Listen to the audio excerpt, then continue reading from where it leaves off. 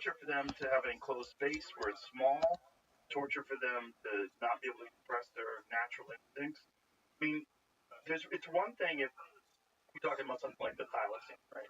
Where they kept them in captivity and the last known survivors.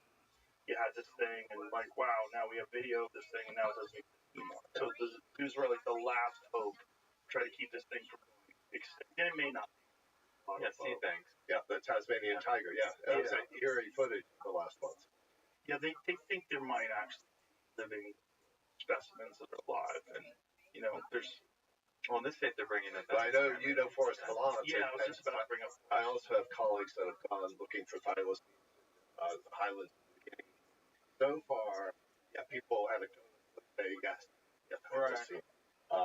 But it's unlikely. Well, they're very hard to find. I mean, like, try finding a wolverine.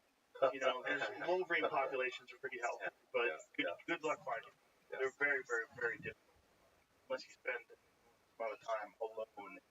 Yeah, good point. Yeah. So, and then you're dealing with thylacine, which is a very unpopulated area, extremely hostile to people. But there are anecdotal sightings, and hopefully that thing does exist. And I would love for Forrest to be the guy who finds it. Spent so much time looking for it. But other than a dying species, I can't see a good argument for keeping it. It used to be that a zoo existed before there was video, right? So if you wanted to find out about a lion, the only way a child can see a lion is to oh my God, that's a lion. Look at that lion. And it is educational for children. But at what cost? And are there better resources now? And I think video is a much better resource. Much better to see lions in the wild. No, I mean, of course, zoos were originally created. It was like good civic planning 150, 200 years ago. Like have a park, zoo, a library, building. Right. So they were really just built as good city needs to have a zoo. It's entertainment, and they weren't really designed to be have anything to do with conservation or anything to do with animal welfare. But yeah, today, like you mentioned, the oryx here in Texas, there are species that have what we call biologically extinct, which means that one animal can't find another, they're virtually extinct, or they are extinct in the wild, and zoos may offer some hope for those animals where they can put them into what's called insurance colonies and try to maintain genetically diverse groups in a zoo for the day that one day you can return it to the wild. Right. There's maybe a reason to have animals in captivity. How much success has there been in returning animals to the wild, though? Well, where we live in California. But you just did it with your box turtle. No. Back to the example he's talking about is like California condors, California condors, or black-footed ferrets, or animals that whatever it's called. There's an endemic horse that they've done some work with, but it's much less than it should be putting animals back into the wild extinct or when it's virtually extinct. Much less than it should be. Yeah, it should. I mean, it should be a priority. With certain animals specifically. I'm trying to think of a really good success story of an animal back into the wild and it was really successful. California condors, the problem is they reintroduced them into the Great Grand Canyon in Arizona. When I was young, in the 70s, maybe 28 of them left in the wild. They brought them into captivity. Today, there's probably hundreds in the wild, but at a very expensive price tag. Because what made them go extinct in that case was the lead bullets that kill a deer. The condor would eat the deer and then die from the lead. So condors, that example, there's just a lot of management from alive in the wild. I think there's some dispute about that. About which one? About whether or not it's the lead bullets that was killing them. I mean, that's what they say, but maybe. Yeah, I was reading something recently about that it just doesn't make sense. It doesn't attribute to if you think about the number of animals that are shot with a bullet that aren't recovered, it's so small. That it doesn't make sense that it would be enough to kill off these animals, and probably some other factors. that we are not considering? I believe that because a condor in a day, not to go off the chart on the condor, but a condor in a day can travel 400 miles looking for, a carcass. Right. And I would suspect that, the fact that there's just less carcasses out there Right. That's might what be part of it. I think that's the argument. I think the argument is there's less predators and there's less prey. Yeah. Right. So you have a decrease. So like California, for example, like you have a fairly small deer population because you have so many animals that kill deer, right? So California has a lot of coyotes. California has a lot of mountain lions. And there's a lot of people where I used to live in the hills that did not like coyotes. I'm like, do you like rats? Okay. Well, if you don't like rats, you should like coyotes. Yeah, don't leave your dog outside. Your dog's going to get, and my daughter's puppy got killed by a coyote. And I've had chickens killed by coyotes. Ranchers hate coyotes more than and they kill fawns. They kill baby cows. They kill baby everything. That's just what they do. That's their job. But there's an ecosystem, and that's a part of the ecosystem. And what's really unnatural is ranching. Right? But there forever, there was a bounty on coyotes where if you brought 2 ears, you got like a buck. People would bring in 100 sets of ears, get $100. I mean, they were vilified. When I grew up in California, the ranchers next to us were sheep ranchers because sheep were dumb and coyotes could get sheep easier than calves. They would trap the coyotes with those horrible traps. They put gasoline on them. They light them on fire and let them run off burning. I mean, which is really unfair. They're cool. They're just not cool to eat bad. So they're a fascinating animal. I mean, I remember when I first saw them. I moved to California in '94, and I was staying at do you know what the Oakwood Gardens are? It's like those they're pre-furnished apartments that you just rent, like people that are like sort of transient, just moving in. They allow you to like have a place before you get a place. And I was driving, so it was in Burbank, and I was driving down the street, and I was like, fucking dog. What's going on? Dogs. And then I drove over there. I had never seen a coyote before. Oh, wow. I was like, that's a coyote. Yeah. Oh, my God, there's coyotes on the streets. And that was pretty rare then. But 30 years later, it became insane common. I would rarely go. I lived in a fairly rural area where I lived in California. I lived about an hour outside the city, and I had a lot of acres. It was cool to live out there, but you experience a lot of wildlife. And I saw coyotes almost every day. Almost. Yeah, they look like a mangy, motley skinny dog. Yeah, but they're cool. There's something cool about coyotes. But the reality of coyotes, I don't know if you know why they're so successful, but one of the reasons why is because they're the only. So red wolves can interbreed with coyotes, and that you get the coy wolf. But gray wolves do not breed with coyotes; they just kill them. And so, because the gray wolf, which lived in California and lived all over the West Coast, was the predominant predator, the coyotes had to develop a way of surviving. And the adaptation was when they call out, they yell out at night, they're trying to do roll call and figure out how many guys are around. When one is missing, the female will have a change of reproductive system where she will develop more puppies. And then they will expand their territory. So because they were persecuted by wolves, they expanded their territory. So now when people came in and started killing off the wolves, which they did successfully, but they were never able to kill off coyotes because of this trait. So coyotes are now in extinct. This was not the case just 30 years ago. They're what we call, there's a word for that, it's called subsidized predators. And these are animals that scatter around. And crows are one of those animals, raccoons are one of them.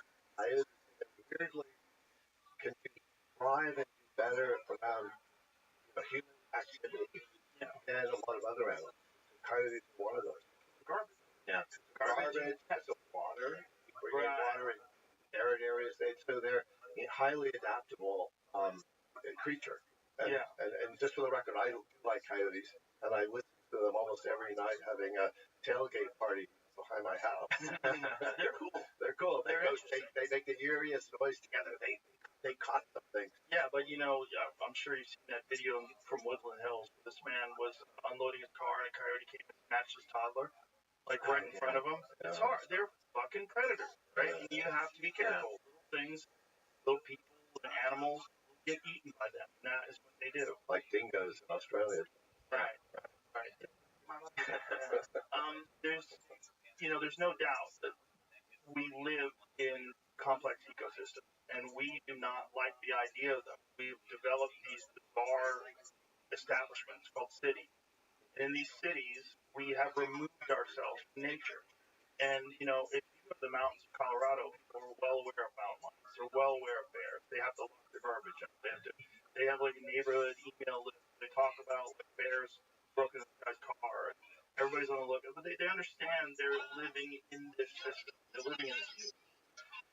Most people in the United States that live in urban areas have no idea that they're in an ecosystem because we've essentially done some very bizarre stuff and isolated ourselves from nature, which is one of the reasons why we have this strange idea that we are not animals, that we are not a part of nature. It's just weird. We're fucking weird. We're weird in our justification. We're weird in what we allow ourselves to do. Yeah, that's back to the chimpanzee. That was one of the things that I just couldn't ever,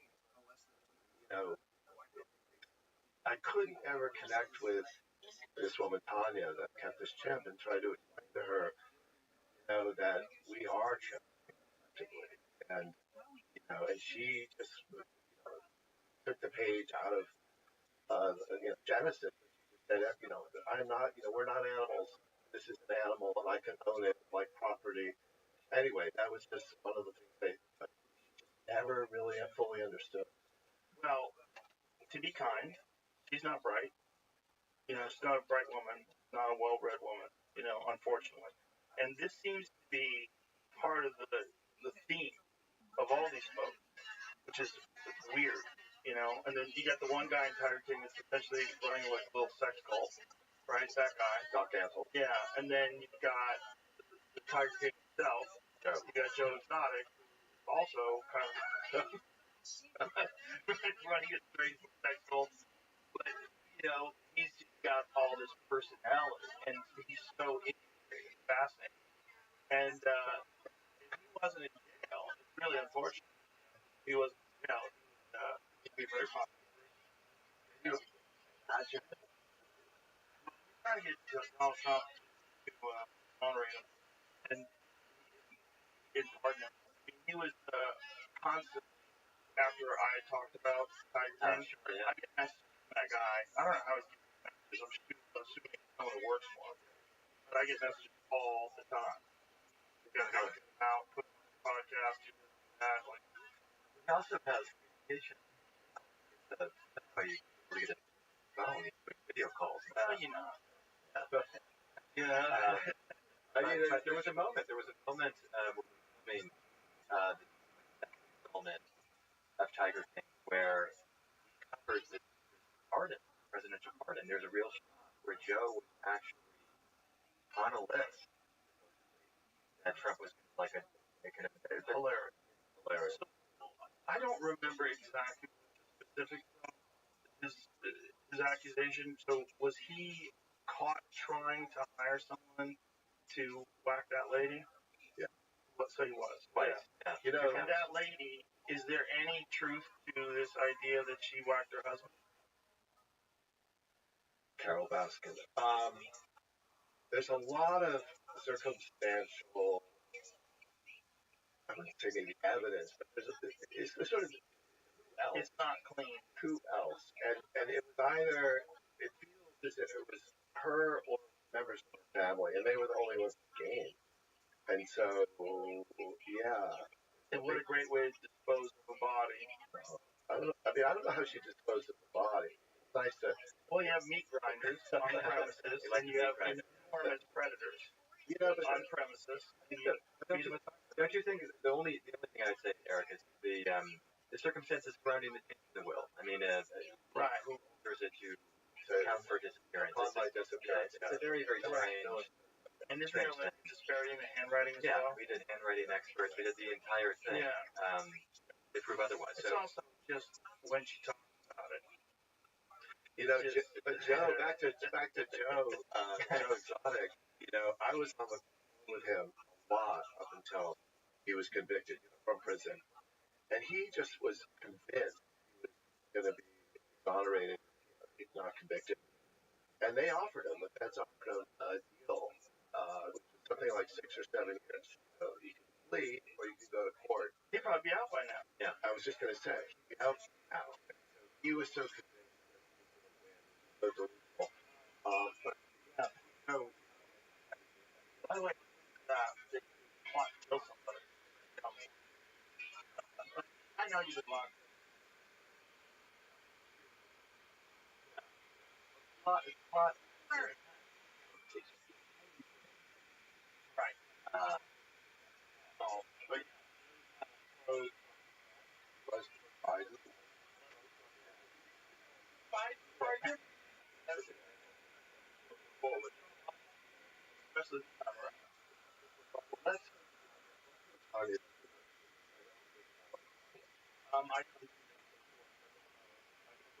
guys will watch stop right now. When they found that Tonka was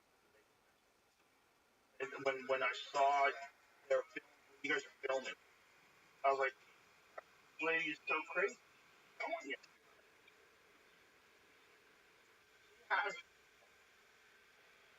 Like all the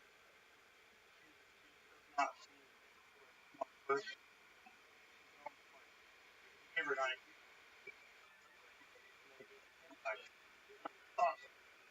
awesome. Part of the problem.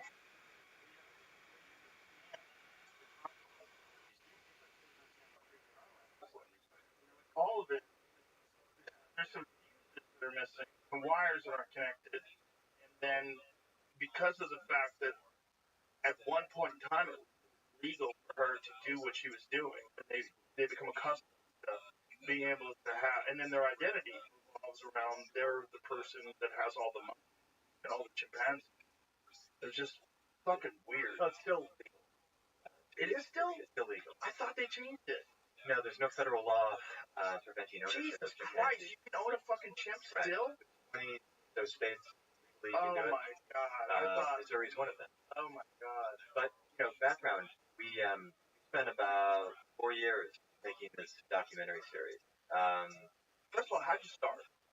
How do you find out about people? Yeah, go ahead. How do you get, after Tiger King, how do you get anybody to talk to you on camera? I've done a lot of animal people, but I did not know about monkey moms. And along the course of making Tiger King, I started filming some monkey moms. And like as you see in Jim Crazy, you can't make them up. And so after Tiger King, let's scratch the surface, check into these monkey moms again. And so these women that dress up their monkeys like dolls, like Joan Benet Ramsey, like a little pageant doll, and they want them to be kids, and they seem to have the same pathology over and over and over. There's a lot of monkey moms out there that we did not film, and they have annually something called a monkey ball, where they all come together with their monkeys. Anyway, we discovered them in the course of making Tiger King, and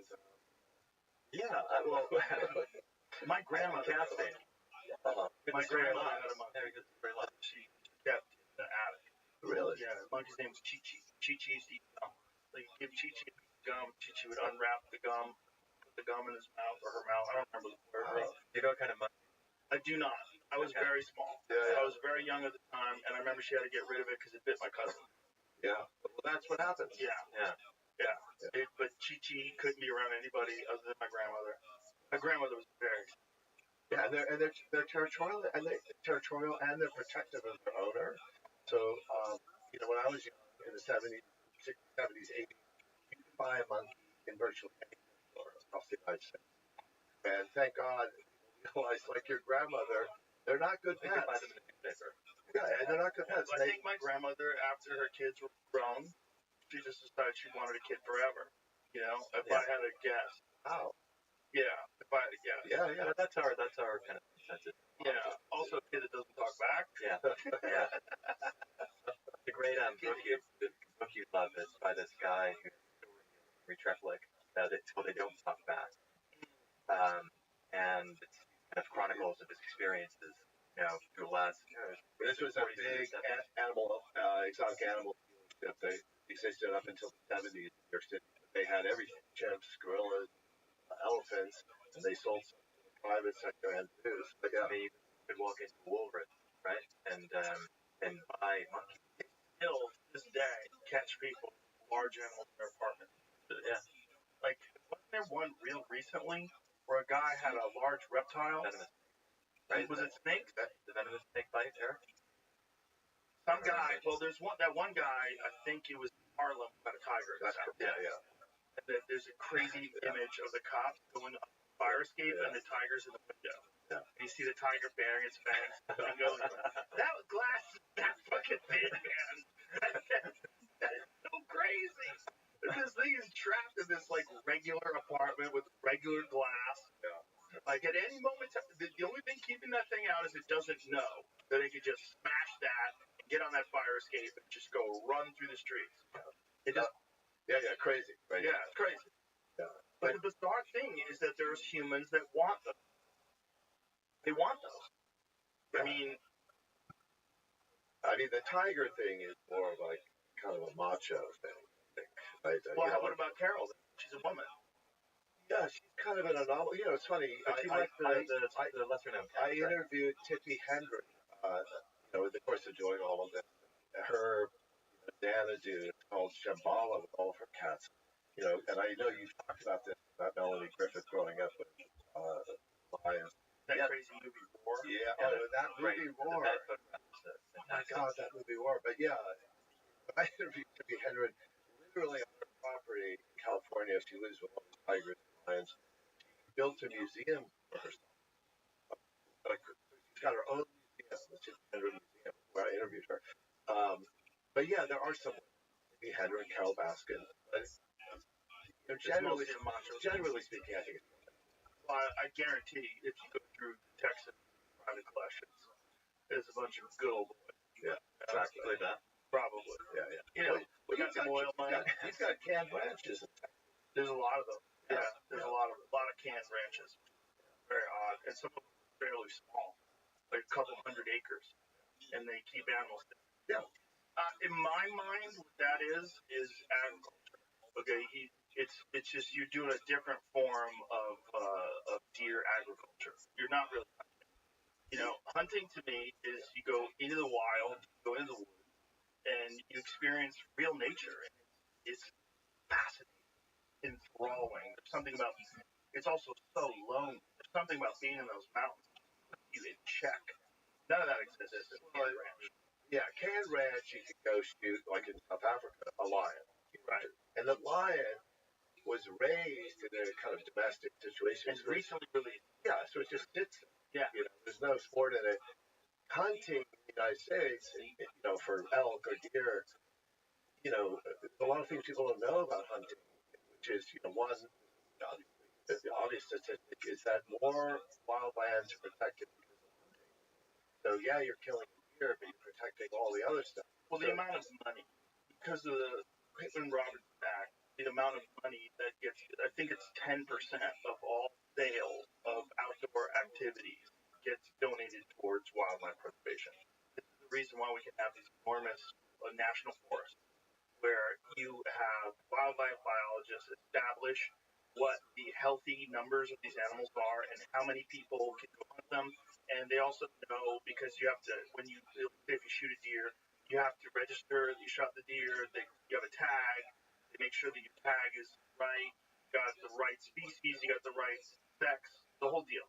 And so they have a very accurate number of how many animals in there, and they spend a lot of money doing this. And these wildlife biologists do an absolutely incredible job. There's more white-tailed deer in this country right now than there were when Columbus landed. Wow. Part of that is because of agriculture. That's where it gets weird. So agriculture, particularly, I have a good buddy of mine who is he's an archer, a professional archer, and he lives in Iowa. I always get confused. And in Iowa, it's all farmland, right? Yeah. And they have enormous deer, and they set these ranches. He has a place that's like 600 acres. It's all there's no fences. Animals come and go, but they establish these food plots, and they put these things in to make it a good place for deer to be, so they can hunt. Yeah. So it's this weird sort of Planned community. sort of ethical bastardization of the wild, right? It's like dealing with the reality of what you have. You have untold thousands and thousands of monocrop agriculture acres, thousands and thousands of acres of Monsanto corn, and they're all deer thrive there because when they chop down the corn, they don't chop it all down, and the deer they go there after fresh leaves, they feed them corn and grass everywhere. There's plenty and plenty of food. A very low number of predators. Like Iowa does not have a lot of. They don't have a lot of animals that would sort of balance out the population of animals. So you have insane amounts of car accidents. Like when I was I went to visit my buddy there, and just driving from the airport to his house, we saw like 50 fucking deer. And if you're going there around November, which is the rut, the men lose their mind. So the male deer, they're horny as hell. They're crazy. The female are breeding. The female are running from the males and running right into traffic. And the males are running after them. They're running right into traffic. It's kind of nuts. It's a really nutty situation because it only exists because there's no predators. So if like California has this bizarre model, and what California was like. I mean, California is, I think, the only state that doesn't have fish and game department. They have fish and wildlife, and so they treat it very differently. Instead of treating it as a renewable resource where people can go and get their own food, hunt animals in the wild, they treat it like we should have the animals take care of themselves. And so that's why it's illegal to kill a mountain lion in California, and they have a large number of mountain lions. It's probably I have not liked all the time. they're dangerous. They're underreported. They are a predator, and they will kill people. And they have to. Not often, but if you're on a bike, the problem with being on a bike is you're moving a little too quick, and their instincts are lower. They think you're trying to run from them, and they can't even help themselves. It's like a kitten, ball of yarn. Their instincts put in, and they just go chasing after them. I've seen mountain lions in the wild. It is sobering moment when you stare into the eyes of those things. Whoa. You can't do much, man. Make a lot of noise. You're not supposed to run. You don't run. If you have a weapon, you should really have that weapon ready because they will jump you. Every now and then they jump you. There's a crazy video. Yeah, well, I believe 2 people were killed last year in the Pacific Northwest. Of all the big cats, I think jaguars kill the least people, Which is crazy. which for some reason. But Well, they also live in populated areas. for the most part, yeah. And mountain lions, yeah, of course they will kill someone, but typically they're not looking. Right, they're not looking. Not like a tiger that has all its prey and trapped by the local people in India. They have to go out and find themselves. And jaguars have to, at this point in time, have realized that bows and arrows and spears, and every now and then, if you go after a person, so they probably like grizzly bears behave very differently in places where grizzly bears are hunted. So in the lower 48, it's illegal to hunt grizzly bears. So if they see you, if you run into them in the wrong, they're not going to run away. They might run towards you. Especially if you surprise them, it's very dangerous. And that's why they will treat you as food if they're really hungry. In the course of making Tiger King, I would interview people about tigers and what it's like keeping 100 tigers. And people would always say to me, I'd rather have 100 tigers than 1 chimp. And that's because chimps, and everyone thinks tigers are so dangerous, but chimps can figure shit out. And one of the chronic problems with keeping chimps is that they can figure out how to escape. You can never use combination locks. You sit there all day and figure it out. Oh my God. And you got to use oftentimes like 3 layers of locks. Yeah. And I'm just bringing it back to chimps because, people think, oh, it's so cute, it's in the circus. Trust me, it's a lot easier to have a tiger act than a chimp act. Oh, I could imagine. And also, when I was watching this lady's enclosure, I was looking at the steel that's drilled into wood, and I'm like, I could get out of that. I could get out of the 100%. The way that thing is bolted into the woods, all you have to do is kick that door enough. Yeah. You kick that door hard enough, and that wood will get out. It's the wood that you're. It looks like you're encased in steel bars, but the steel bars are connected by wood. Wood's easy for a chimp to break. They're so much fucking stronger than us. If that thing knew that it could just grab those bars and slam and slam, it would have worked on 100% it would have got you. You would have had to figure out a way better cage, especially the one that you put in her home. You know, I'll tell you a really weird story that I never would have thought a million years ago. I was interviewing a guy in Kenya that had a chimpanzee, and the keeper was a blonde woman.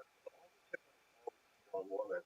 So the guy gave the chimp Playboy, and then it graduated to porn. And the chimp, never seen other chimps, it was raised in isolation, started rethinking it was human, and started sexually identifying this woman that was keeping it, and started becoming sort of addicted to pornography. So just to give you sorry, I'm segueing. Whoa. But how crazy, and you know, like these chimps, they'll have a favorite show. I remember South Africa, all they watched was Avatar. But anyway, just back to sort of how weird it is to keep a chimpanzee, a tiger getting addicted to human pornography. Right. Or watching Avatar all day long. So, anyway. They're too intelligent. They're just way too intelligent, especially as they get 5, 6, 7 years old. They get really fucking dangerous. That lady in Connecticut, I had heard that she slept in the bed with that chimpanzee. Well, that's where I was going. Yeah. One of the things we did not cover, which I always wanted to know more about, is what really is going on in that bed, that woman. I mean, I don't want to talk about it in too much detail here, but you have to ask yourself. Yeah, you have to ask yourself, like, how weird does it get? Right. I mean, how weird does it get? Wasn't she giving it Xanax and wine? Get that alone. You haven't seen that. Viagra. She was giving it Viagra? I think, but who knows? You're going to get sued. Yeah, you cannot do. But speaking of that, though, you saw the second episode. We obviously. Oh, they just need Viagra. No, they're very active. Yeah, you know, it's funny. I heard that a chimp can fuck in the wild.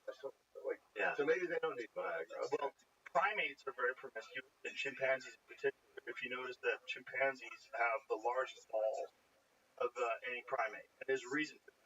The more promiscuous the female chimpanzees are, the more sexually active males become, and the bigger the testicles.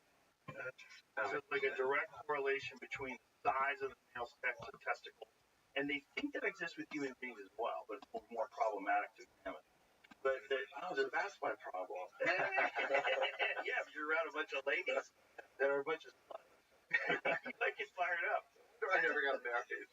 I think that with chimpanzees, you're dealing with incredibly complex social structures. I'm sure you guys have seen Chimp Nation. Yeah. Which is fantastic. Yeah. It's so good. It's so good because it is a rare documentary that has this established element that these scientists had been embedded in this group of chimpanzees for 20 years. And so these scientists had very specific rules. You do not look them in the eye. You don't get any closer than 20 yards. They come towards you 20 feet away. Don't ever have food. There's like a bunch of rules. As long as you have those rules, they behave completely normally, and you're just a thing. You're like a tree or a bird or something they're not interested in, which is really interesting. Yeah, right? yeah, amazing. Because they got incredible footage of the social interactions. They got a detailed analysis of how they establish dominance and losing control. And we used to think it's always the biggest, strongest chimp. No, it's not. Ones that form unions, bonds, communities. Very interesting. So much like us. Well, I think also what's so amazing about that film is I give them an incredible ton of credit. Most people that go out to do a documentary don't have the capacity to film that many days. Like they covered that. Yes. I don't know. It was like hundreds of days. Yeah, years. And I think they really invested the time and they deserve the credit because they put in that amount of time. And for us to even Trent Crazy, we film probably close to 250 days. I mean, most people can't do that. Right. Right. So, I mean, it's incredible resource. like, how much does it cost? That's just where I'm going. Yeah, my God. But in order to make a documentary this way, you have to catch it while it's happening contemporaneously. So you have to be there. As soon as you're not there, you're not going to make Jim Right. or Jim Nation. Chimp Empire. Yeah. There's two, right? Chimp Empire, right? Chimp Empire. Is Chimp Nation another one? Or Chimp Empire. Yeah, this is the Chimp one. Empire. Yeah. The way that the thing about the difference in your show is you need someone who's compelling, and so you have to find someone like what's her name again? Tanya. Crazy Tanya. And Joe Exotic. You need someone who's like the figurehead, like with the photo that you guys have on the promo of her laying down and the chimp behind her. It's perfect. It's perfect. I mean, you need that nutty person to compel you because there's part of all of us that recognizes that thought would come into our minds, but then rational thought would go into play. Like, you can't do this. They're dangerous. They're big. They're older. Can't control them. What happens to them? It's not fair. And then you go, I don't want to. But if you're dull-minded, you got a 9-volt brain, and you look at this like, I am going to they're more important to me than my own baby. Like, when she says stuff like that, you're like, oh, well, you shouldn't even have a dog. You definitely should be allowed to vote. You have to find those characters. But you also have to find the story. And I mean, you can talk about this. How wide a net we cast. Because after Tiger King, it wasn't like we just jumped into the chimp bomb world. We were filming Mark the Shark. We were interested. It took a lot of time in the animal relationship, variety of forms. I think we episode 1, one of the first things we shot years before we met Tanya was this woman, this part of the circus family, Pam Rosaire, watching 2001: Space Odyssey with her chimpanzee. Talk about a sobering experience. I'm, Carl, this with Chance the chimpanzee, 15 years old, pounding basically a modified trailer home floor, echoing. The loudness was that sound on the floor was so loud I'd take my headset off. Yeah, it was a lot scarier, and you were there. It was a lot scarier to film chimps. The crew didn't have a problem going in to a tiger. Tigers are about under the age 4. Even though it looks like a full-grown tiger, they haven't gone through puberty yet. They haven't gotten the tiger mentality of killing you. But a chimp, anyway, the chimp filming is much more difficult. Well, they're also like human characters and wiry, and you don't know what's going to happen. They're unpredictable. That's also how they evolve. That's what kept them alive. If you watch Chimp Nation, like those keeps them alive. Sure, very murderous. Well, we didn't really know how murderous they were until Attenborough. When David Attenborough did that series, I think it was in the 90s, when he captured the chimps eating them. Yeah, and this is one of the things that when I had the guy from Chimp Nation on, I discussed it with him. He's like, how often do monkeys? Like, we couldn't even show it all. It would just be like the whole show with chimps. Yeah. That's what they want to do. They want to eat monkeys. That's their primary source of protein. They like fruit. Fruit's great, but they also like monkeys. They call us monkeys. Yeah, they eat. I'm a reptile guy. In the range of those chimps in the wild, there's a tortoise. This tortoise, it's like our box tortoise with bigger, but it's a hingeback tortoise. It literally closes up like a rock. You can't see any flesh. The chimps will grab that tortoise and they'll just bang it against a tree, just crack it up like a cantaloupe. Wow. And I'm just saying that because, yes, they're really hardcore when it comes to the way they predate other animals. And they're about as strong as a 500-pound man. It's so right, yeah. It's so insane for us.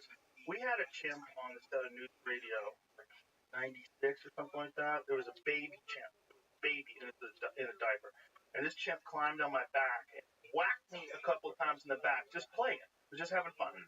And I remember, first of all, the feeling of holding it is like it was made out of steel wires. It wasn't made out of like a baby. You know, you pick up a baby. Babies are like soft. You pick up a 3-year-old, they're a soft little thing. You hold on to them, and they're weak. These things were strong as fuck, like in a bizarre way. We like to look at something that's close to our size and think, oh, I could probably overpower that. You know, oh, I know how to fight. I'll fight that chimp. Now you have zero chance. It's a different thing. Everything about it is different. The muscle structure is completely different. The tendon structure is completely different. And the amount of force it generates. The arm level. Yeah. Pretty incredible. But they also want to. People always talk about like the bear killed the lion, the bear killed the tiger. I think chimpanzees, and you're into fighting, and I think they are the most diabolical fighters because I don't know what a chimp would do to a grizzly, but a chimp goes after your genitals, your fingers, your face. Yeah. They know how to fuck you up like nothing else. Yeah, they know how to debilitate you and take away what makes you a human. Yeah, and they also have zero remorse. They're like a human in that they can think, but they have zero empathy. And they're fucking dangerous. I'm writing this. What was so fascinating, you think, knowing all this about chimps later, remember this, Eric, we were talking about, well, there must be, like, reported human deaths in the United States with chimp attacks. We couldn't find any. It's only names. It's only. I mean, there are global. A lot of them in Africa, little kids get snatched. Well, kids get eaten. Kids get eaten. Yeah. But in the U.S., there has been no death caused by. Now, what was fascinating, and you haven't watched this yet, but in episode 4, we kind of comes like from illusion to reality. It's heavy. We filmed our first chimpanzee funeral, and what we didn't show, which I remember just remember this now, everyone that would come up to say their piece would share a story where they were attacked by that animal. Oh. It was so the kind of juxtaposition of this celebration of life and these attacks in this context of a situation they shouldn't have ever been in. It was kind of remarkable. And animal attacks in general across the board, roadside zoos and the private sector, are completely underreported because people don't want their animals taken away. So if a tiger attacks someone and they have a lacerations, they'll go to the hospital saying it contains. Because the second they say my tiger or my chimp, they run the risk of losing that now. You also have the problem with less than extraordinary people being addicted to extraordinary circumstances. So if you have a boring ass fucking life in some middle of nowhere town, but you also have a lion, like all of a sudden, you're cool. You're cool. Life's pretty interesting. You know, I mean, and that's Joe Exotic, right? Joe Exotic, I think, is pretty smart. Odd, for sure, but intelligent. But in Tanya's case, like, what would that lady be like if she didn't have chimps? Like, it is the focal point of her life, the point where she selected her own biological children. Yeah, it gives her an identity. Yeah, in a weird way, in a very compelling way.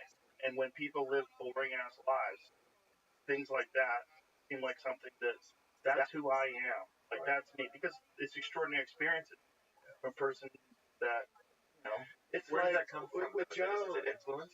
I think we like experience, first of all. There's a part of evolution where human beings, part of our lust for innovation and for constant improvement of our environment and circumstances, we like extraordinary experiences.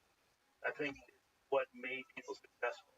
I think the more daring and the more addicted you were to extraordinary experiences, the more likely to find hunting grounds, the more likely you were to conquer neighboring tribes, the more likely you were to survive an attack. Like, I think human beings like extraordinary experiences. We like comfort, but not as much as we like extraordinary experiences. But having some of these animals like chickbait, it's like little gooch gets you a lot of gooch, like you got us watching a dog. Joe had tigers and boys. Wild, they were straight guys. I mean, that guy has exactly. Yeah, I guess I see your point. If you have a chimp, baby, you're walking around Austin, Texas. Sure. People come up to you like, no, I don't want to go to the gym. That's interesting. I want to go out with you. Weird way to try. Like, they always have They're right, Guys bring a puppy to the I park. mean, I'm more interested in Carl now. You know.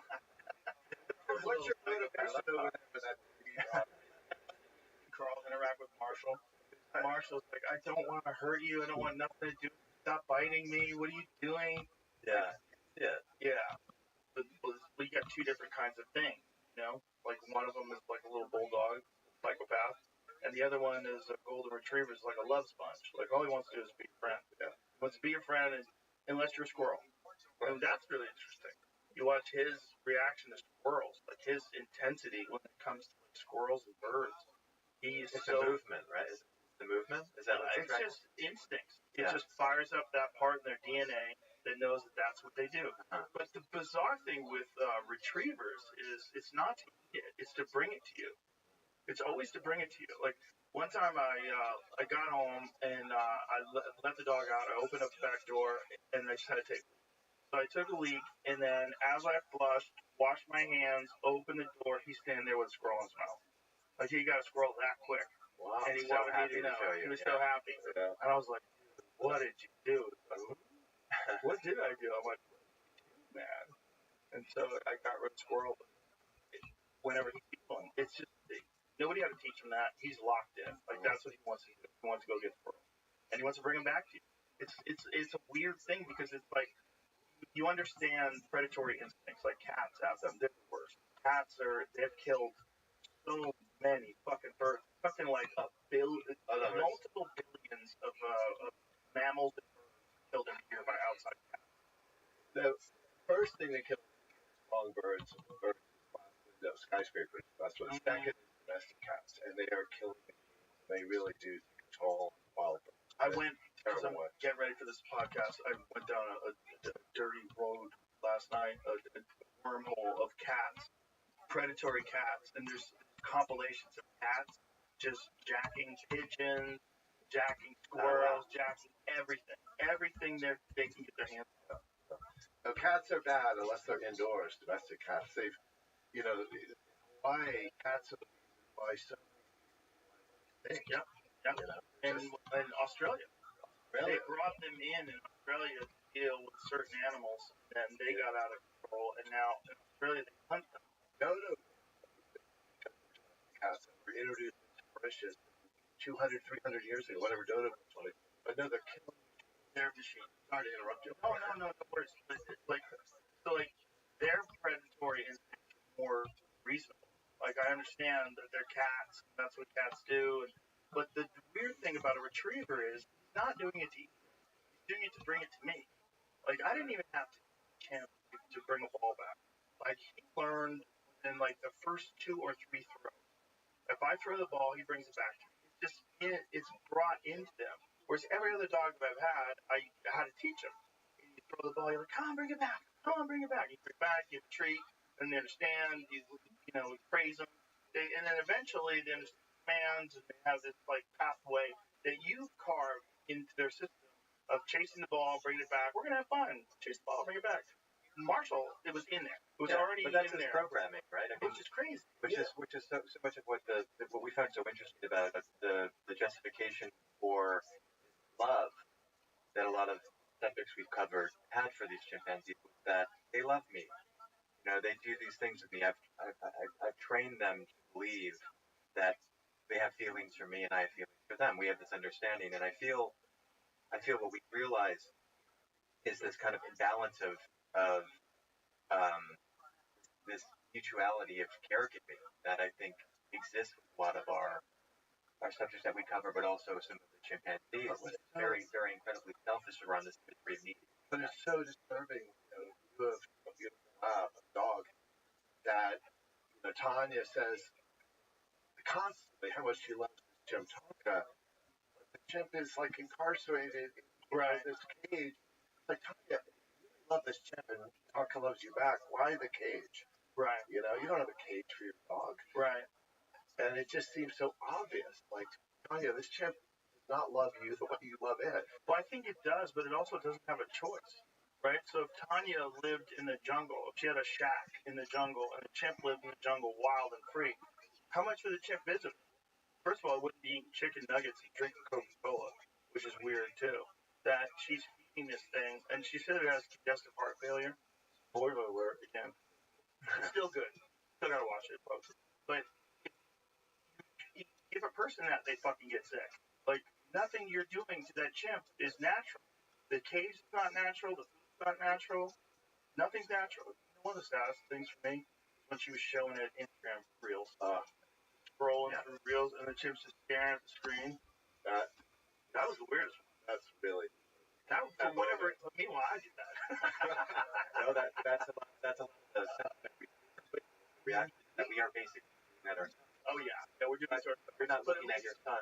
You can make a choice. Yeah, I'm gonna put this down. I'm gonna go out in the real world and have fun with human beings and have a good time with my friends. You can make those choices. The chimp doesn't have a choice. It's essentially a prisoner for no reason, and he likes the guard. And that chimp, Tonka was looking at kids in that footage.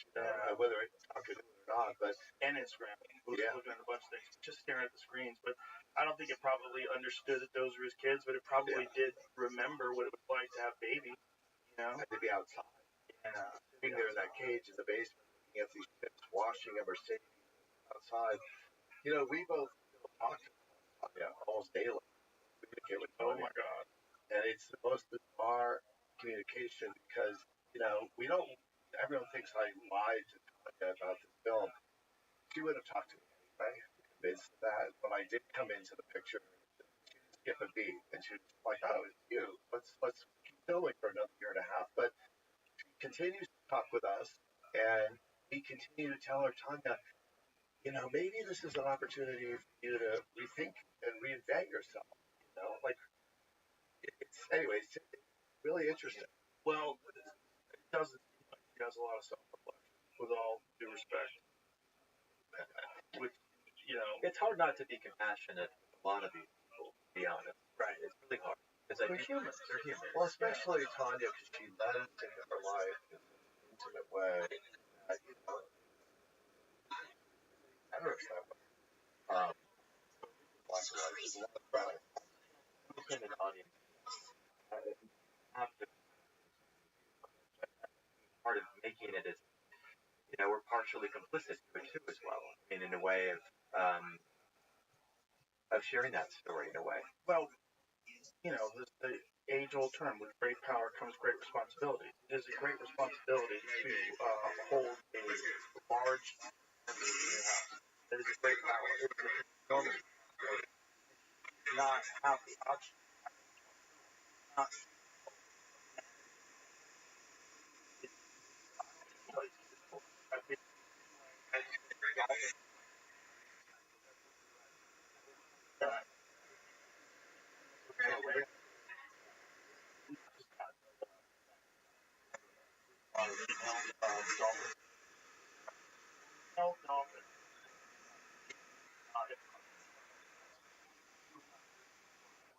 long years. Oh wow, that's true.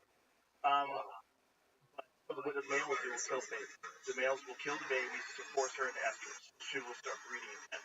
So what the females counteract that is have sex with as many male dolphins as they can. They have sex with all the male dolphins. They're not monogamous in any way, stretch, or form. They just go and fuck as many guys as they can. So those guys will protect their baby because they don't know if that's their baby or not because they know they've had sex. But if they have not had sex with her and then she has babies, they will kill the baby. Are any animals monogamous? They used to think so.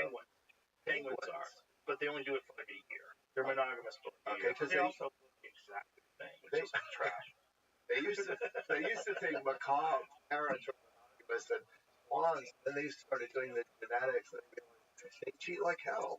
Yeah, I'm sure they do. It doesn't seem to serve any purpose evolutionarily for them to be monogamous. Contrary to the idea of natural selection. Should be wanting to, if you have genes, you want to spread those genes as much as possible. So that means we shouldn't be monogamous. Well, human beings, we've fallen into this weird thing where we're more than an animal. That we are an animal, but we're an animal that expresses our thoughts and feelings to each other, and we are evolving. We're clearly different in that we are animals, but we can manipulate our environment like no animal that's ever existed. We can travel to any place in the world which no animal could ever do on its own. We can do all kinds of things that other animals can't do, but more importantly, we communicate. Yeah. We communicate stories. Yes, and we empathize with each other, and we recognize things in other people, even heinous people, even people you don't like whether it's Joe Exotic or Tanya. You recognize, like, I see, she's not, I get it. Yeah. She's just a person who's all fucked up. Even that crazy drunk lady, who had one that attacked her daughter. Like, what happened to her? What was her childhood? It couldn't have been good. And she's the one person out there who's still alive who I really don't want to hear from. Yeah. Because I really wonder right now, what is she thinking? Well, the calmness. Well, her daughter was being attacked on the phone. The calmness of that phone call was just shocking. Suspicious. I think, when that lady from the liquor store was talking about how much that lady drinks, like, who knows what she's even responsible for anymore. Like, she's got to be out of her fucking mind all the time if she's drinking that much booze. But I think she wanted out with him. I think she was as caged, as depressed as Jim, possibly, in that house after 15 years living with this Jim that she thought was her son, and later was pressing Jim up before they get her deceased husband. I think she wanted out, and somehow she figured it out. Well, the life choice is really remarkable. They're also basically in cages. The humans taking care of the children.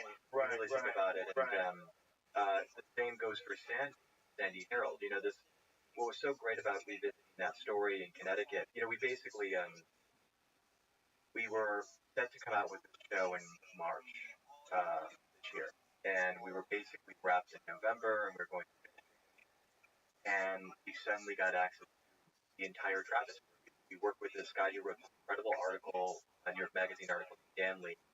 It's one of the best written articles about Travis the Menace. He has no attribution of sources. You don't know who's talking. So it's a kind of foundational piece for the Travis story. We tracked him down.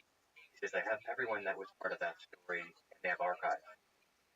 Do you want to do it? We basically said, is this going to make our story better? Meaning that we're going to have to extend for at least 4 or 5 months to do this right and postpone our entire delivery schedule. And once we got into it, it was so worth it because we got this total intimate view of what it was like to be in Sandy's world. And this archived video that you see has never been seen before.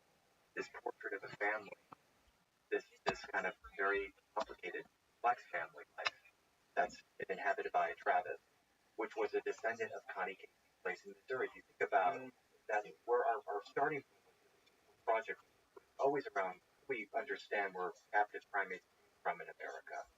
Connie Casey was this place, this kind of breeding ground for all of these animals that were kind of cycled to Hollywood. And what I found very interesting is this kind of this lineage that led to Travis.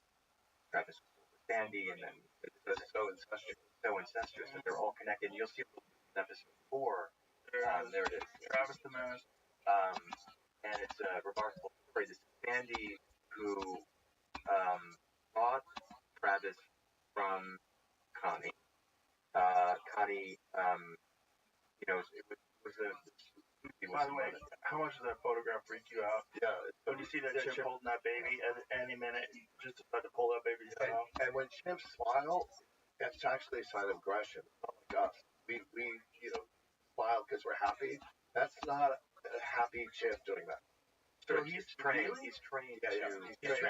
He's trained to smile. Yeah. He's not necessarily aggressive right here. Yeah. He's trained to show his cute. Right. It's more of a grimace, more of a happy smile. Right. So it was fascinating to us to get access to the story. We go into it and Drinking that's yeah, he got too big. Well, you're giving him the standard American diet. look at the can compared to ours. Oh yeah. The dagger. Well, the bite force, everything about them. We are so watered down by the evolutionary process. I was real aware of that when I was touching that 2-year-old chimp diaper. Like real aware. Yeah, sure. It's a different thing. And when you're taking this thing and it's time bomb. You have like 4 years where you can control it, maybe 5, right? And then they say after 5, it's just like you're basically rolling the dice anytime someone comes over your house. Yeah, that's basically what it was so crazy. But he was, this classic story. It was a Gothic fairy tale, Stanford, Connecticut, which was so unusual because it's never Manhattan. Everyone thought this was in the South or wherever. It was happening in Stanford, Connecticut. And Sandy had this void in her life. She buys Travis and raises him part of the family, and you see the story, the same arc as every other chimp story in the family setting. They get too mature, and they have to, the thing that I thought you'd appreciate in terms of our kind of this idea that we show in the story really well, I think, is this chimp is happy, connected to the community because he's free. He's socializing, he's found celebrity. He's at work with Sandy in the tow shop, answering phones, filling out paperwork. The mascot of the tow shop, Desire Me Motor. Right. Yeah, he's airbrushed everywhere. He lives a cool life. And one day, everyone gets to see him, right? And then one day he gets too aggressive. This incredible story we don't cover in the doc, but he's in this intersection, very busy intersection in Connecticut. A little boy throws a can of Coke over to the car with a chimp. Chimp gets out. Stops traffic. And it's covered in the news and it's a joke. Everyone's like, oh my God, it's Planet of the Apes. The chimp is trying to get a hold of the chimp. He's trying to irritate it. Why would you bother the chimpanzee? Can of Coke at him, he runs out of the car trying to figure out what's going on. Meanwhile, Sandy gets an ice cream cone, brings it back in the car, and everything's cool. 2 hours later, right? So the state of Connecticut says, no way, you can't have this chimp anymore. You got to put him in the car. So this chimp is out in space for the majority of his life and then built to confinement for the majority of his life. And so fast forward, and I'll spare you the other stuff that we learned, but what everyone kind of talks about in revisiting media at the time is it was annexed. It was the wine glasses. Yeah. He was drunk. It was Elmo. Maybe the relationship was wrong. But he grabbed car keys. He wanted to go for a ride. He could drive a car. He wanted to get the fuck out of there. Yeah. That's what happened. Right. And the person he runs into first, Charla, represents confinement. Right. He was a nanny. Right. So what do you think's going to happen? It was all reported he was fucking, he left already. He was cruising around and he was in the graveyard fucking with the guy who was digging graves. That's what we heard. Yeah. Insanely bored. Just like a person stuck in a cage. And chimps when they're bored, and you always see it, they rock. So you see, watching that section of Chimp Crazy, Travis is sitting there rocking. Which is like a big cats to a figure 8 over and over. Chimps just rocking. And when you see that, that's a really desperately depressed chimp. But we love this. But we're interested in the tension because we can control things. I mean, that's why we know this great footage with Gordy, which he covers in the show, inspired based on this whole idea of spectacle that can control things. That scene with Gordy and him is probably one of the most beautiful displays thematically that I've seen of it's horrible, tragic. The one person that has a 15-year-old chimp in their house, how have they been able to avoid all that? She's careful. I mean, she's 77 years old. Pam Rosier. Okay. When she was 7 years old, she was asked what she wants to do with her life in the circus animal family. She said, I want to train chimps. I want to do something hard. I want to do something difficult. The rest of her family trained horses and elephants. That was culturally. That's a really good question. How is it that Pam hasn't? Okay, you're thinking about more different measures, but I'm thinking about attack. Yeah, that's what I'm thinking. It's a really good question because I always wondered that about Pam. How come she has sort of been immune, or has she? I think she's got some. Look, I think it's the best way. I don't know what happened behind the scenes, to be honest. I think, to be fair, I don't know. But I do know that when I watched her interaction, there's a real, understanding. And and she has a leash on him. I mean, and she also, they are new. These chimps. Castrated. Sure, they do remove their canines oftentimes. They do have to alter them to be able to continue. They're modified. I should say there's a lot of dark parts of our story that we go into. One of the things we learned was that so many of the monkeys are being sold by Tanya and others are coming across the border to Mexico, just along the problem of drugs. And more recent time, we've seen a lot of Central American and Mexican species coming to the U.S. The pipeline. Yeah, I'm saying, well, what we look what so yeah, yes, it is. We didn't realize also how dark it was coming out of it because we're so close to it, and the reaction to people is very heavy.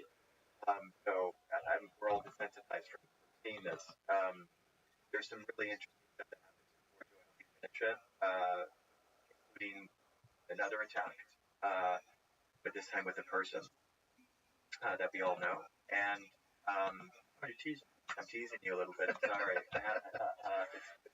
it's pretty good. It's pretty good. Okay, it's good. Pretty good. It's part of her body. Oh, come on, man. Okay. Similar. Yeah, now you're giving away way too much. Fucked it up. Fucked up the whole show. I'm gonna look at her here the whole show.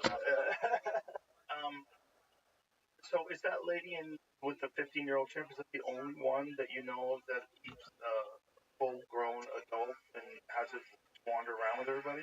Well, it's also just to be clear, Pam doesn't live in. Kim doesn't live in the house. Like in there sometimes. Yeah, sometimes, but it's and how much of castrating has changed behavior? I think significantly, because Buck in Oregon was castrated, and then the Connecticut chimpanzee, was that castrated?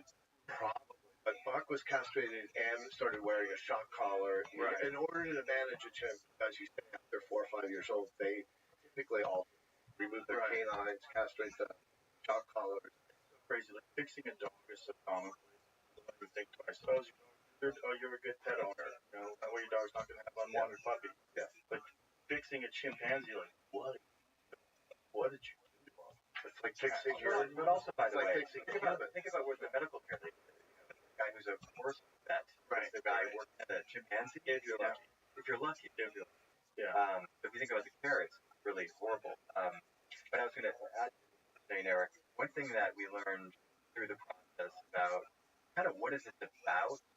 Mainly, we're talking about the very niche subject matter of captive chimpanzees in America, which we learned there really only is about 1,300 remaining in captivity, which includes those who are already in sanctuaries in the U.S. About half of that 1,300. And big zoos. And big zoos have about 250 of them still. So in terms of the kind of roadside zoo, private home environment, it's between less than 100 chimpanzees in captivity. So to answer your question, there might be more, but it's hard. But globally, there's still many chimps in Thailand and all over the world. So the U.S. There's less and less. The primates in general, in terms of monkeys and pets. It's reported somewhere around 15,000 people in America have primates as pets. 15,000 according to American animal welfare. So that's what we're finding. But through that, we had to zoom out, and I think that what I've learned personally about organizations that are doing something to protect lands, protect wild populations of chimpanzees. There's a lot of great ones out there. So we've been supporting a program that's doing 12 project sites in Africa, $10 million, 10,000 chimpanzees. And that's what we're hopeful for. Africa is basically going to be China one day. What do you do, though, with animals that have been kept in captivity their whole life? You can't really introduce them to the wild, can you? It depends on the species. Certainly not. I mean, chimpanzees, certainly not after they're castrated. Gotcha. They've done all these projects. Chimpanzees definitely not. I don't know if you like any of the movies that were done about scientific experiments people have in their homes in the 70s and 80s, bringing chimps and reintroducing them into the wild. It doesn't work. Horribly. Well, there's a place in Africa, there's sort of an island, it's like a freshwater river where they have released chimps, but chimps that are displaced in Africa. But yeah, to release them actually back into a population of wild chimps, not successfully. Not with chimps. Have they done it with cats? That's a good. There's that famous, image of Putin releasing a tiger in Russia that was captive. They have done it with cats, actually. I work with an organization that's been releasing jaguars back in the northern Argentina, where jaguars have now disappeared. But the jaguar program is very, they do it very carefully, and they put the jaguar in these enormous enclosures and let them capture wild prey before they release them. It takes a lot of time. Well, I mean, we were talking about house cats earlier. Oh, house cats. No. I wasn't saying house cats. I just meant cats in general. But I'm saying that house cats, which are like completely domesticated, you come and pet them. If you let them, they survive fine. Yeah. Feral cats. They all have instincts to kill and eat them. Yeah. So I would imagine cats would probably be one of the easiest ones to reintroduce to the wild. But then you have things that are accustomed, like bears. One of the problems with people living in rural communities is when bears start attacking your dumpsters and your garbage cans. They know food is there, and you can't get rid of them. They will come back to that, no matter what. You can't scare them off. You scare them off, you're only scaring them for an hour. They'll be back. Yeah. They know that. Where we live in California, we have bears, black grizzly bears, and we have mountain lions. And almost every night you'll see on our streets, when there's a certain night of the week when the garbage comes out, all the garbage cans are tipped over because of the bears. Mm-hmm. And you're right. They once they learn that, then they have a pattern, and they go after those dumpsters. Well, California used to have big brown bears. California's state flag is a grizzly bear. Which is crazy. And we work with an organization that was trying to bring them back to California. Settle down, folks. Settle down. Let's keep them alive where they are. Yeah. Get nutty. But these people that want to reintroduce animals, like, okay, it's just, you have to understand, you're playing God.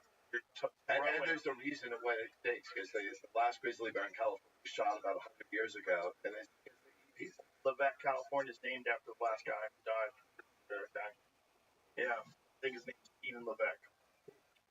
And got fucked up. They were big, big brown bears, and we killed them all because they were killing people. And I'm not saying you should kill them all. I'm not saying what we did was good, but once you've established an ecosystem that, if you make I believe I like humans more than I like other animals. This is my thought. I believe that we're more important to each other than animals are to us. Doesn't mean that I don't care about animals, but if you start bringing in things that are going to eat people, I'm like, hey, like, this is not good for us. It's not good for us. We don't have to reintroduce them. I think a better solution would be, let's make sure that wherever they live, naturally, their population is fine. I think that's probably the better solution. There's been some success of reintroducing wolves into Montana, Yellowstone reintroduction. Yeah, we know those guys. Really interesting. Like, they did have an overpopulation problem of ungulates. Bears can only eat so many of them, and wolves are much more clever, and they act together. And it's kind of balanced things out for now. We work with Turner Endangered Species, Ted Turner, and we work very closely with this guy Mike Phillips in Montana, who's been probably the key guy to bring back gray wolves into this part of the western part of the United States. But yeah, it's been without. I mean, I know we do this that even gray wolves is a lot of controversy with ranchers. Imagine bringing back big grizzly brown bears to California. Yeah, it's going to be a problem. But people that live in urban areas don't understand what that problem is. Like, this is the problem that Vancouver has. So British Columbia outlawed brown bear hunting. You can hunt black bears. People eat black bears, and you can eat brown bears as well, but most people don't. And they have in their mind hunting grizzly bears in line with what they want to call trophy hunting, which is gross. Killing an animal so you can stuff it. It's gross. We all agree it's gross. But the reality of grizzly bears in rural areas, I have a good friend who lives in northern BC. He lives in like a very rural area. It's like, they're fucking dangerous. He had to shoot one that was trying to break into his cabin from 3 feet away. He shot a large grizzly bear trying to get into his cabin and eat him from 3 feet away. He said they're really old now because they haven't hunted them for a few years. So if you're running into a 4 or 5 year old male, they don't know what it's like to be hunted. No one has any feelings of being nervous around human beings. And you remember the grizzly bear, right? Yes. Yeah, Timothy Treadwell. That's fascinating. He was lunch. That's my favorite unintentional comment. Yeah. Werner Herzog, I think, made that movie funny on purpose. Of course. That's like it's really great. It's a good movie. But I never forget watching it in New York City. I was watching it at a theater. The whole time, I was just saying, like, oh my God, I just was I was angry at this guy. Right. You know, the deck, like worried about his bandana or his, his whatever he was worried about. I was so, but it was good with. But it's the same thing. It's a less than extraordinary person who gets attached and addicted to extraordinary experiences. You're constantly around these. I mean, he got some incredible footage. That guy got some amazing footage. He did some fucking hard camping. Okay, that guy was out there roughing it for a long ass time in a tent, surrounded by monsters, living in the grizzly maze. Maniac. Yeah, talking bears. He pulled it off for a long time. But you knew what was going to happen. You watched that, like eventually, he was going to decide to eat. Right. That's exactly what happened. Similar, but at least that guy's going to where they live.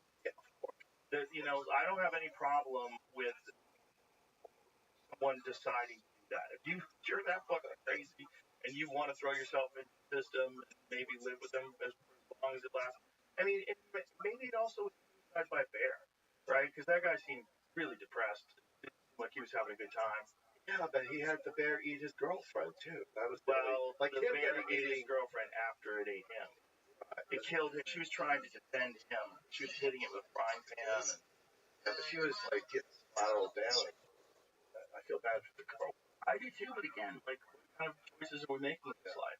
But think about, you asked a question about reproduction or attacks that occur. There was a story we didn't include, too tangential, but there was a neighbor of the Missouri Primate Foundation, Party Place, where all the animals were bred. At a time, 90 chimps living in the house in a single property. One escapes. 19-year-old boy recognizes his dog in the backyard being attacked by a chimpanzee. Grabs a gun, and he gets charged with destruction of property, felony. Oh my god. He went to prison. Oh my god. For 6 months. Gets out, but he missed the birth of his daughter. That's insane. And his name is Jason Coates. It's a really interesting story. Who the fuck tried that? And then guess what? Here's what happened. Two years ago, I think, he gets his record expunged finally at 40 years old. And now he can't get work. The guy's like a contractor and couldn't get work. That's so crazy. Defending his property. He shouldn't have been in that situation in the first place. Also defending his life. Yeah. Like the reality of, if you understand chimpanzees, the person who had that chimpanzee is responsible. Not this man who's defending his life. Yeah. You are so vulnerable to a chimpanzee. If they decide to get after you, there's not a lot you can do. You can survive for a little bit, but it's going to tear you apart. That's just how it is. And if that guy is not armed and he can't protect himself, then what do you have? You have a person that gets torn apart by a chimpanzee. The idea that you can't protect yourself from someone's crazy fucking idea of harboring an animal, an enormous animal that's insanely strong and hyper aggressive and intelligent and uncontrollable. Yeah, that was a tragic story. Terrible. It's really hard making these films with so many good stories, all of them coming forward, so many great subjects. That was one of them. Well, you have to have some discretion in the process of casting subjects. I mean, it's a choice, but I also think the idea is also kind of far away from where we were going with these things. I think it seems like you need multiple series. Oh my god, we can do this thing. It's harder and harder to do. But is it also harder to get people natural camera, not be performative? It's harder. I mean, what is harder now? Welcome, Ryan. How are you, Doug?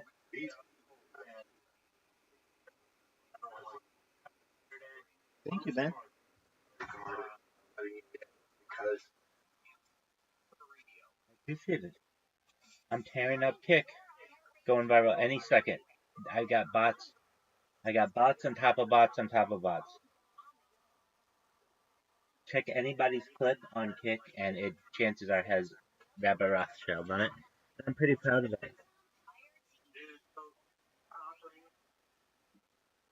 Yeah, basically.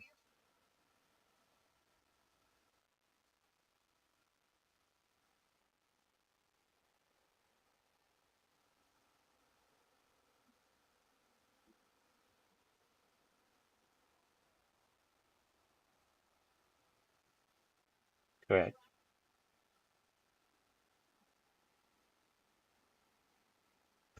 Exactly. let me show you.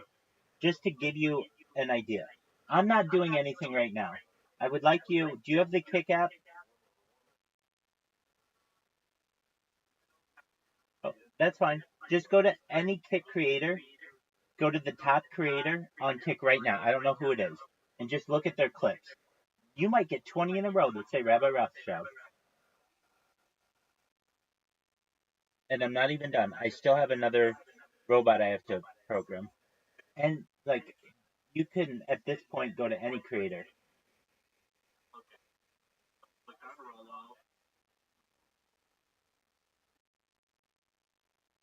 And then look on the page where the person's clips are.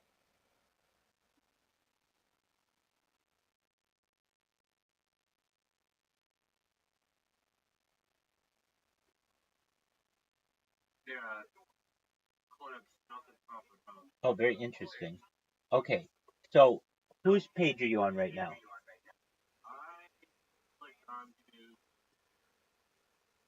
Okay, let me look at Jared. And you're on a desktop computer? Okay.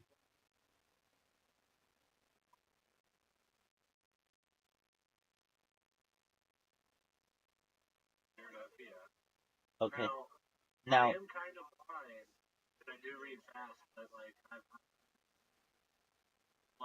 it's not his chat. It's not his chat. So as I'm looking at this, just one moment, let me look at it in a desktop version.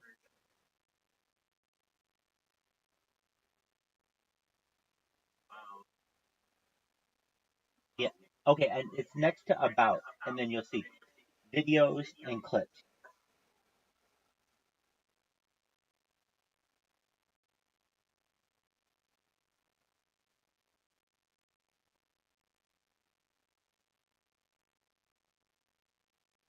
Dude, I'm using Google Chrome. Okay, just one moment.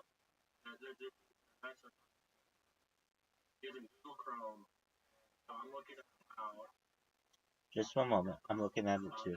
Just one moment. I think I know why. Because it's an 18 or older. Does it say I am 18 plus? Yeah, you may not be able. You should be able to actually. Just one moment. Let me look at it. And yeah, that's fine.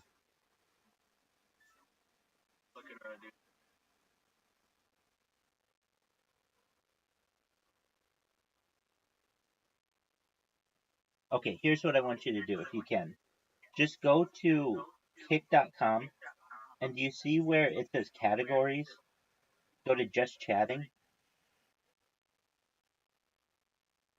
Let me know when you're there.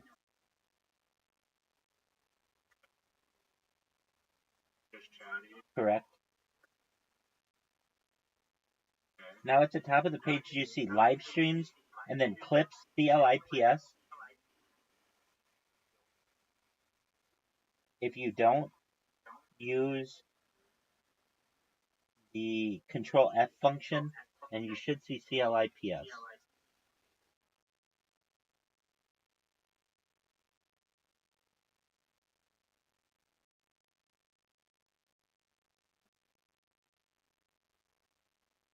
Popular clip. No, that's not it. Okay. Let me see what else it would be. Okay, no. All right. Go to any of the people on. Just go to a user and tell me who they are.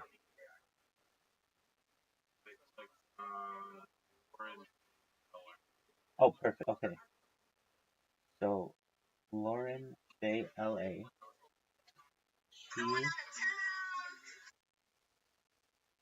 If I were you, how would I look at her?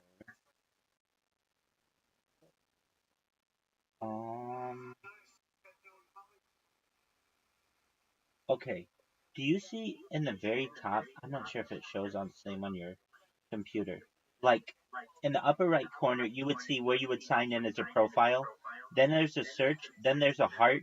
Then there's like a play button with like a box around it.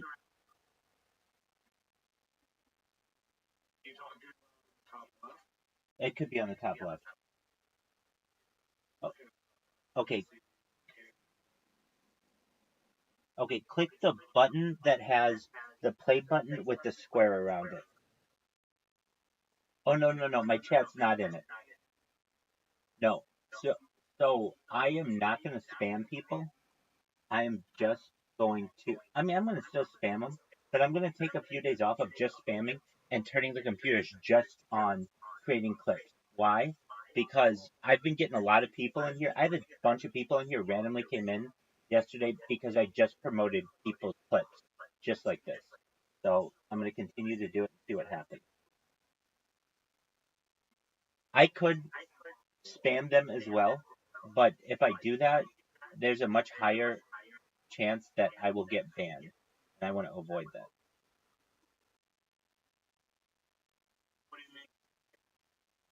They will ban me from my account.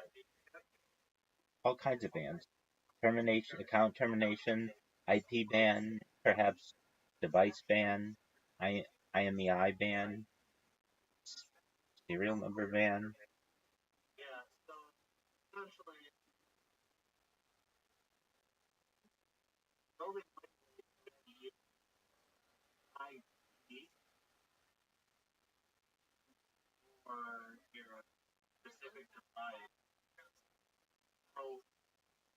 Dog, they ban my IP all the time. I use a VPN.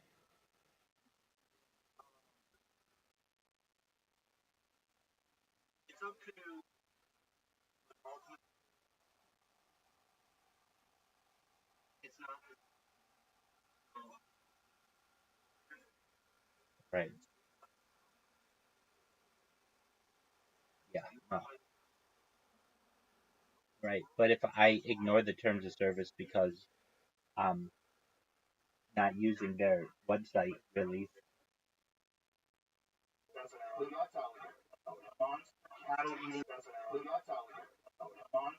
Cattle eating alligator shot in Florida. What is the size of that thing? Okay, but that's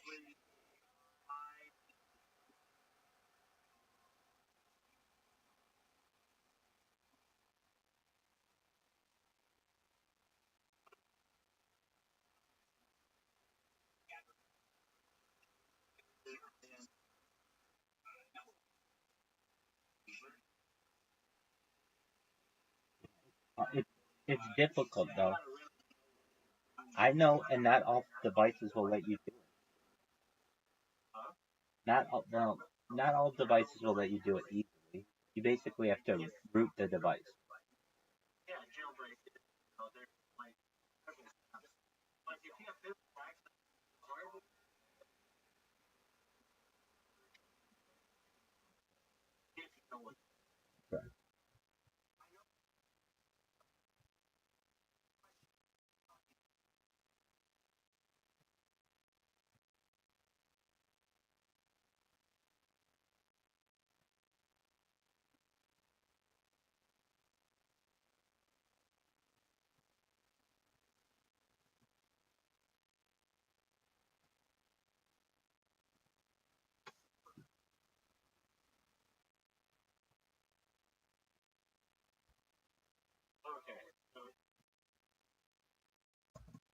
It's not illegal to ban IM.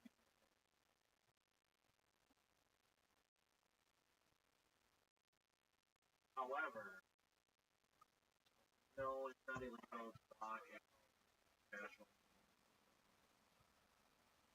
law source.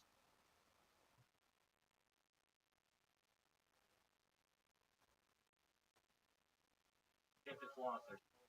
So essentially block a phone.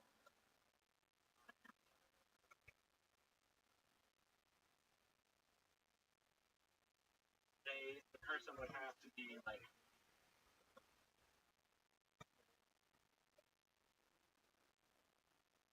can't just block a device because the person that device blocked tell it Because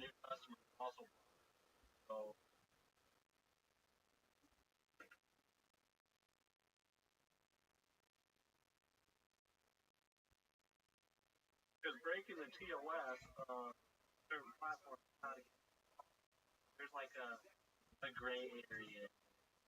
Right. That's why I'm not too worried about it.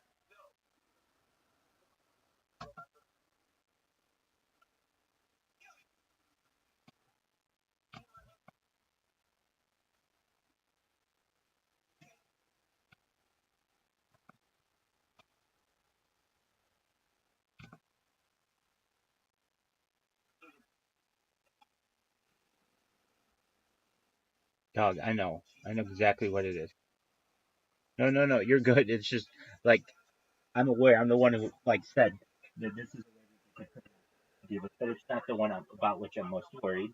It would be an IP address ban, and even still, they would have to just basically ban the IP of every single VPN that I use, which they could do.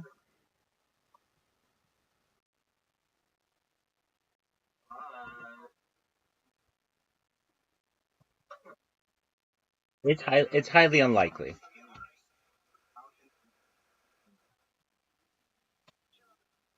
Exactly, and that's the risk they take. But in order to use their platform, it's against the TOS to use a VPN. The reason why is because so many people want to do it to be able to participate in the gambling in areas where their state, province, territory, or country doesn't allow.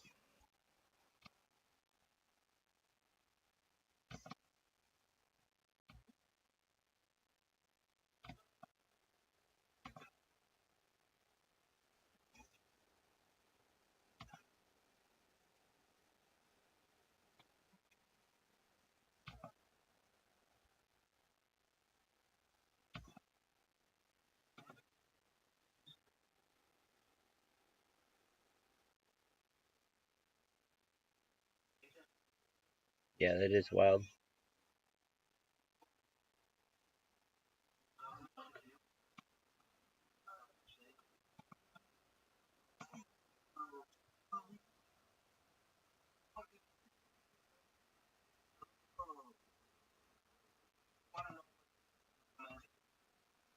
Right, right,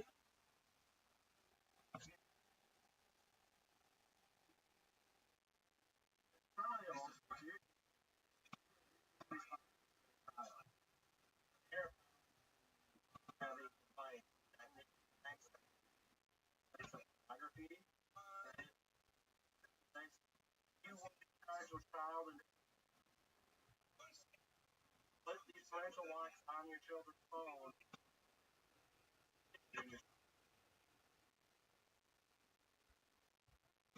They are putting too much responsibility on Pornhub, on porn industry. When really, if it's really about the children not being accountable, like not smoking in a vehicle, not smoking in a vehicle with a child, a fucking child. What is it? Child neglect? What is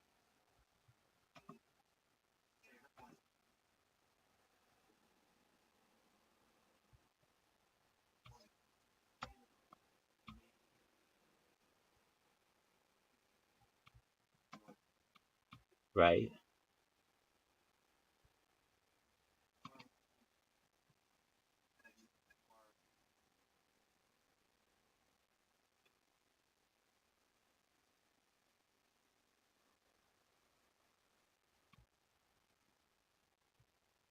right,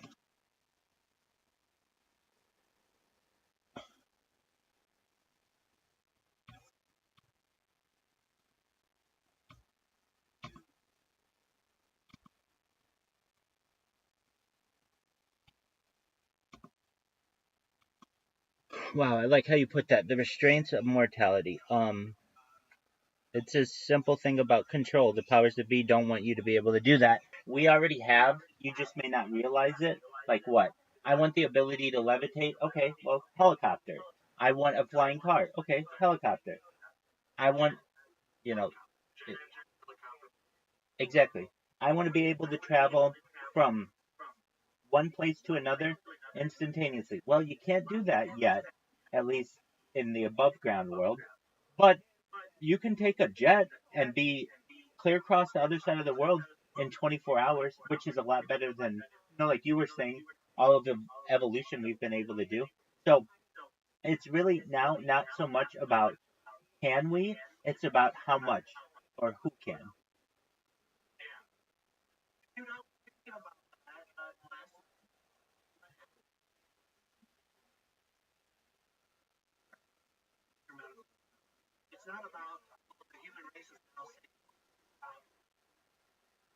Right.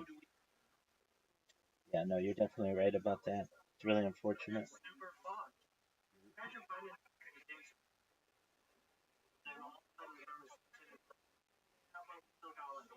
Yeah, if you want to know the cure to cancer, we've known about it for a long time. It's known as vitamin B17, which is also known as amygdalin, which is also known as laetrile.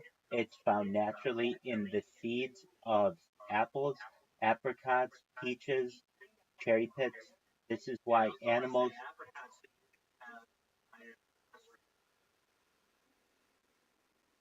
It is. It's vitamin B17, and that's exactly right. You're 100% right, Ryan. 100% right.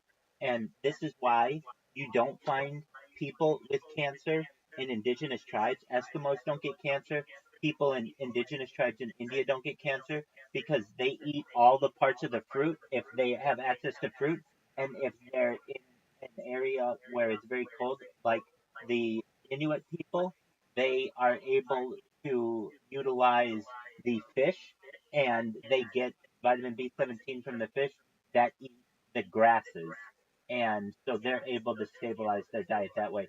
The only time when people start to develop cancer is when they're exposed to a Western diet. It is like, well, you'll know this. I mean, you're in the Midwest. You know that they used to have different grasses, particularly like in like the heartland. They would have like 100 years ago. If you ever played like Oregon Trail and stuff, be like sorghum and like all these different grasses that aren't available in the modern diet. Now we only really have soybeans, wheat, corn. That's it, and it doesn't have any vitamin B17. So basically, they've eradicated it from the modern diet and additionally removed it from all cooking books. One of the things that they did at the turn of the previous century is redesign all cooking books to make it seem like seeds were disgusting, that seeds were poisonous. And then they scared everyone in great amounts by using cyanide as the chemical used for lethal injection. When cyanide, a little bit of it is what is necessary to kill the cancer cells that are within a person. If you're wondering, all right, Rabbi, why do we develop cancer in certain parts of our body, such as like mouth cancer? Why would somebody develop oral cancer? It's essentially a constant struggle for your body to heal itself, and the cells mutate, causing a tumor, and eventually your body cannot fight that tumor because it does not have the proper nutrients. With vitamin B17, instantaneously, within days, you'll be fine. If you want to see reports on this, you can go and look on Amazon.com, look under bitter apricot kernels, and just read the reviews. And it'll be like, this cured my cancer. I've been eating these for 10 years. I've been cancer free. I've told everyone I know about this. I mean, you could write a book about how joyous people are when they found this product. The way that I learned about this is from G. Edward Griffin, the same author of the book A Creature from Jekyll Island. Uh, he wrote the book A World Without Cancer and also made a documentary in 1976 about it. I saw the documentary in 1970 or from 1976 about 15 years ago after questioning why haven't we found a cure to cancer and what's preventing us. And if you ever had heard about scurvy on the open seas where people wouldn't have adequate vitamin C, and even very patriotic or very nationalist Americans will refer to the British as limeys because the British would take limes and citrus and put it on their ships so that they could avoid getting scurvy while out on the seas for a long period of time. In the same way that vitamin C is scurvy, vitamin B17 is the cancer. And with that, I'm going to use the restroom. So enjoy yourself. Sure, man. But there you go. If you want to know the cure to cancer, it's right there. And one last part about this that's really interesting. We never find animals with cancer in the wild. Isn't that interesting?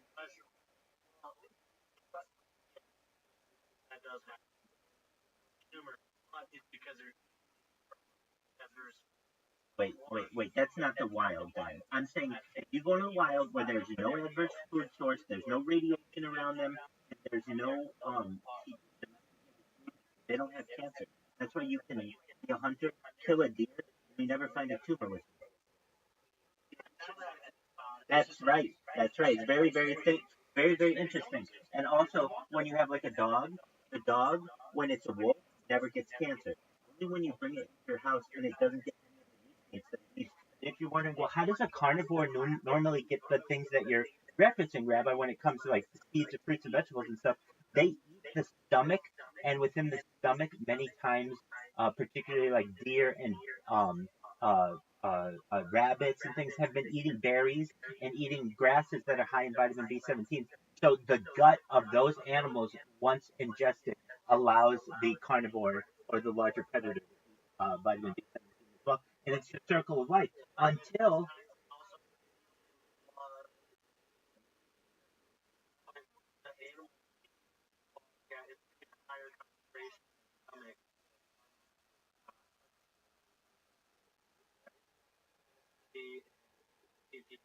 higher around it, but those same nutrients are also blood. So essentially, like why you find that's why Native Americans never get cancer, dog. And also, if you ever look at animals and how they eat when you give them fruit, the way that animals eat fruit, whether it's apes, or any type of rodent, they immediately tear open the fleshy outer covering and eat the seeds in the center.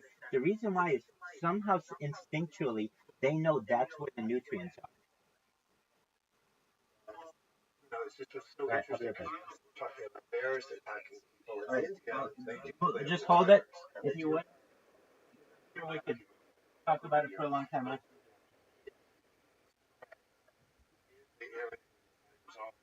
The local people, I guess, out hunt people start to more human, basically if you eat. But anyway, I just bring that up. It was a byproduct of tiger care. That, it was something we did just quietly as I did tiger care, but didn't for you. Not so quietly now. Really did not so quietly now. you wear the thunder bands. Yeah. Tiger attacks the thunder bands. Thunder bands have hundreds of thousands by tigers. Beautiful Several hundred years. Yeah, but also brackish water, and they think that might contribute to the aggression of the tigers. They're drinking like salty water, and they're just constantly irritated. But they seem to kill people for sport. Really? Yeah, there's this one story of this group of men that are in a boat, and they're rowing this boat in the water, and I don't know, they're trying to get away from the tiger. This tiger jumps into the water, swims up to the boat, kills the guy, drags him to shore, jumps back in the water, swims out to the boat again, kills another guy, drags him to shore. One guy gets away. Were they wearing masks behind their heads? They weren't. But yeah, that's also what they do. Yeah. And they would walk around there and they do surveys of the animals. But it's also extremely difficult to find out where they are too, because the grass is so high and they're just built to fuck things up. That's what their job is.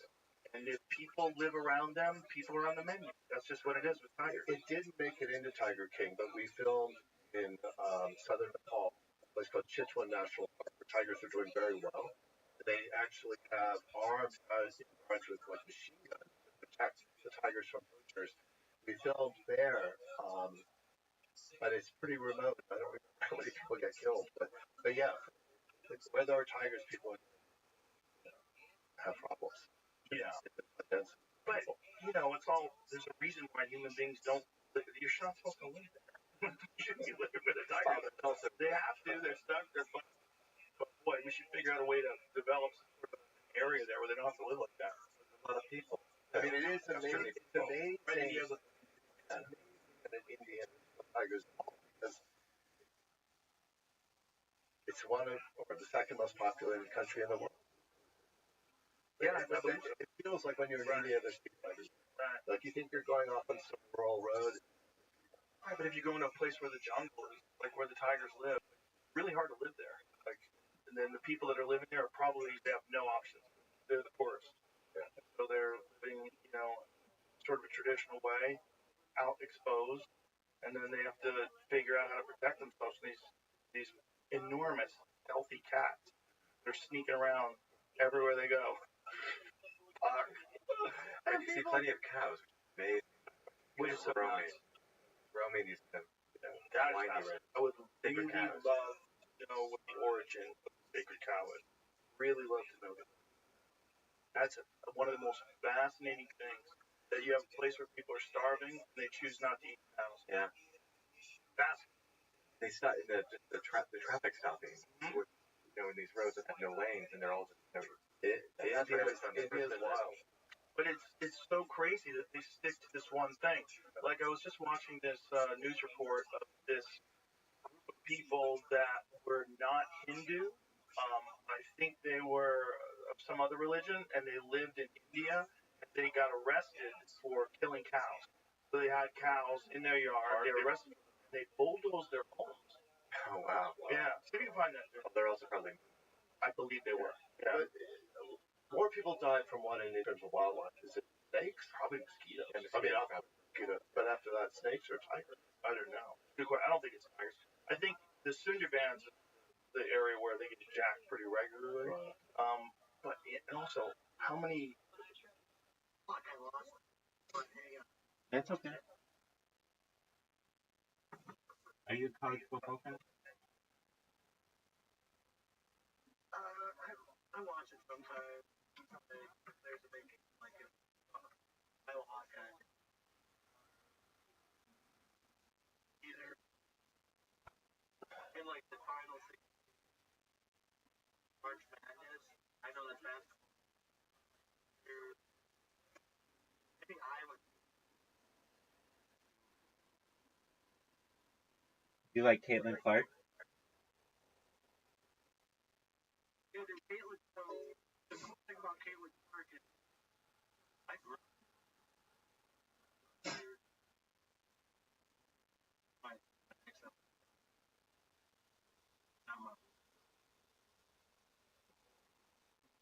Ran track. I got a scholarship, but yeah. What's it? And also,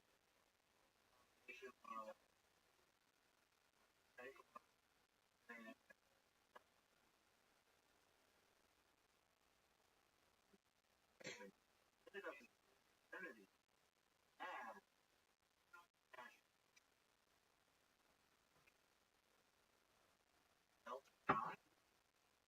This is at the University of Iowa.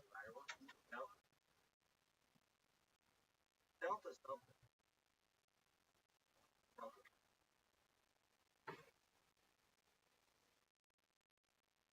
So when it comes to college, like even though I grew up closer to you,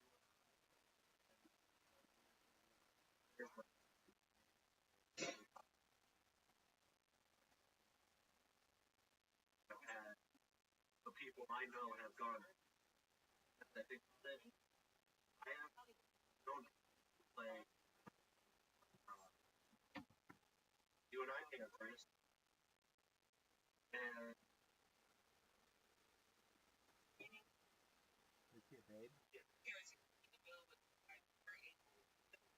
Hell yeah, dog. Hell yeah, dog. All right. Sure.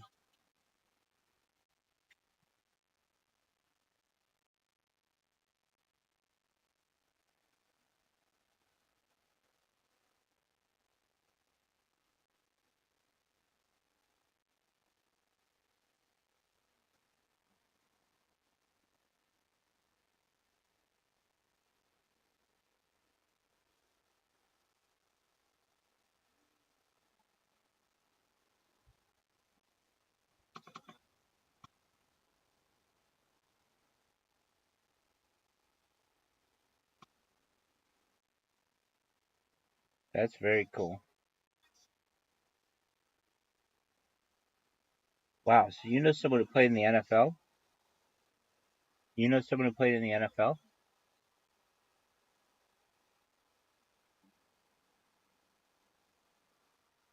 Very cool.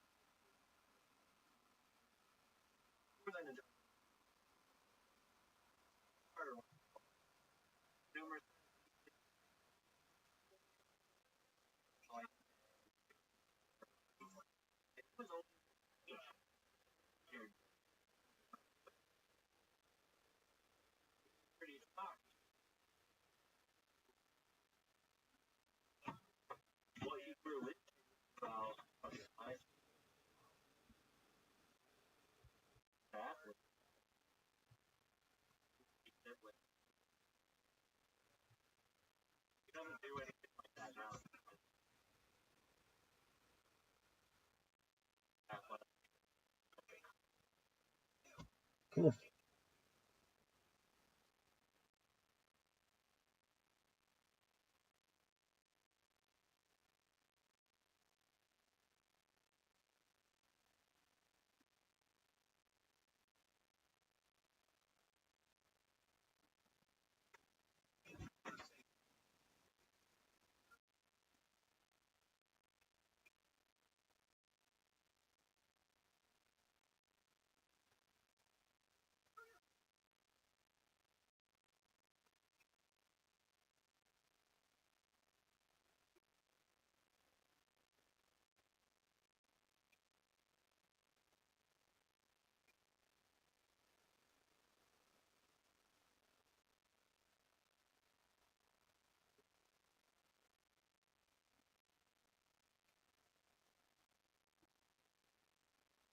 Yeah, the Hawkeyes don't play football.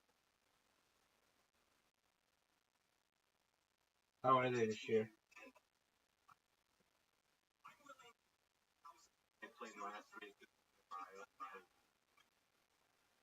Do you like Kirk Ferentz, their coach?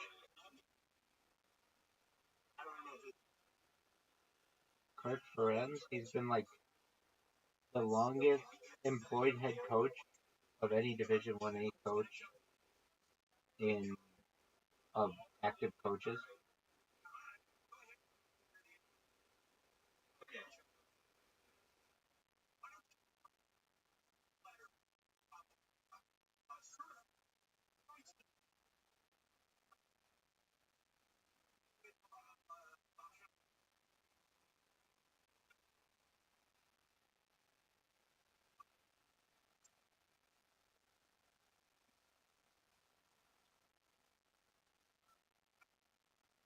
Yeah.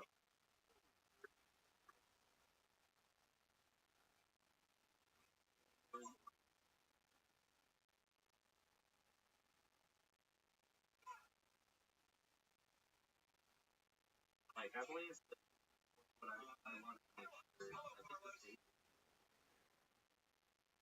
Yeah, that could,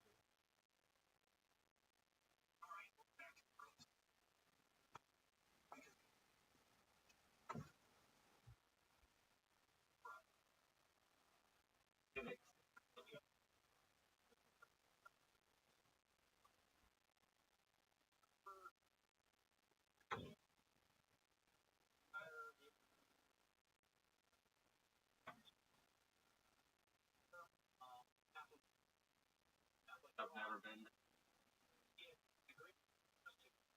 That's the one where they look at the kids in the hospital, right?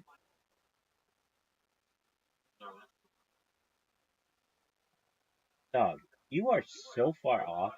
Look up Iowa Hawkeyes, Iowa Children's Hospital.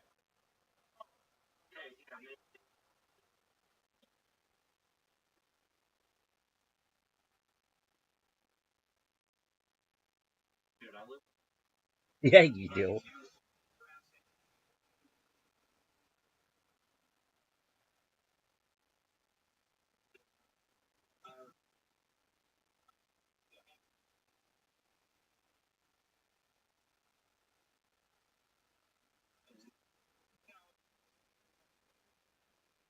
No, it's not that. They're able to watch the game from their rooms, and then the whole stadium turns around and waves to them. So it's like we're supporting you in your hardest times. It's a really nice tradition.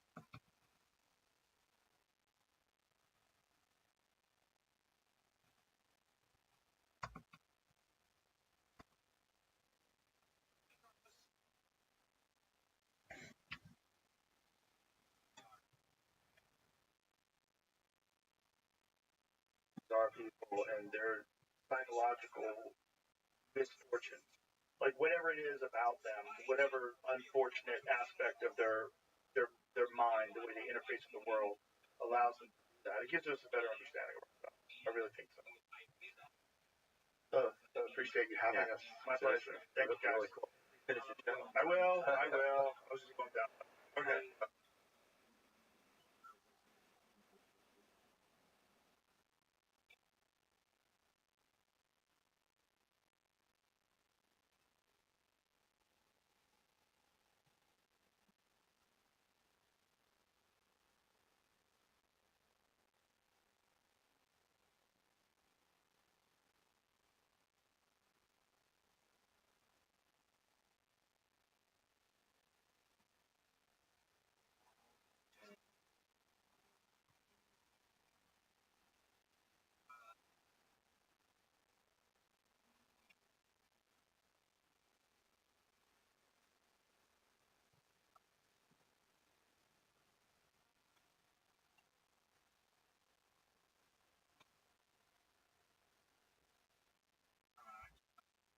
Wow, really sad.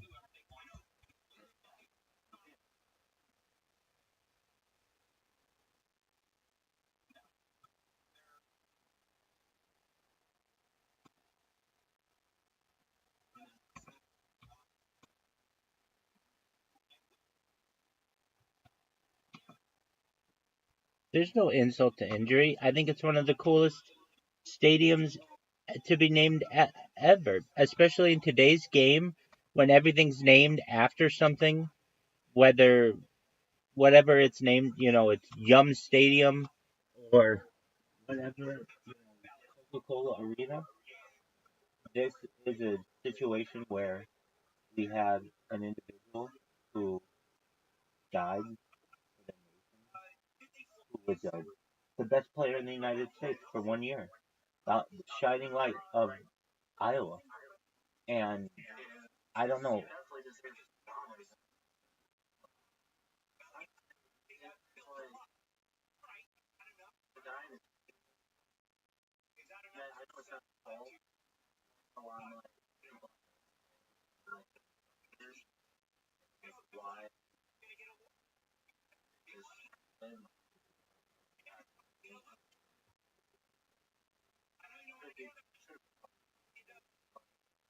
the guy in trading versus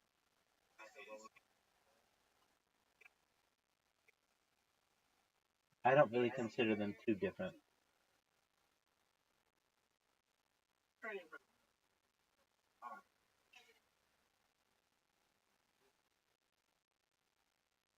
trade.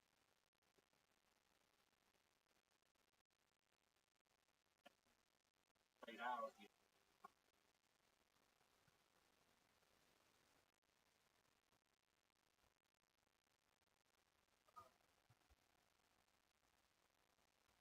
I just don't think it's true.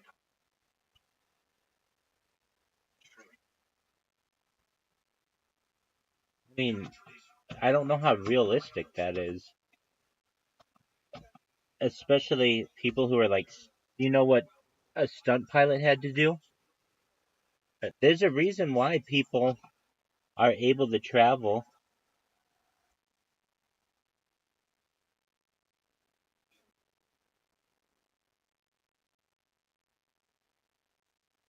It's kind of, I don't know. I don't know history. I mean, you just told me a lot more than I knew about the guy.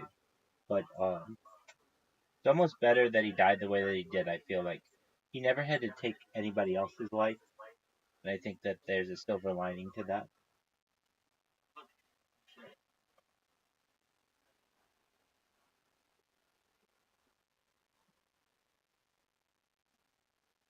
Right. He basically was like the astronaut of his day. Someone who was testing high, highly classified test aircraft. Yeah, a lot more.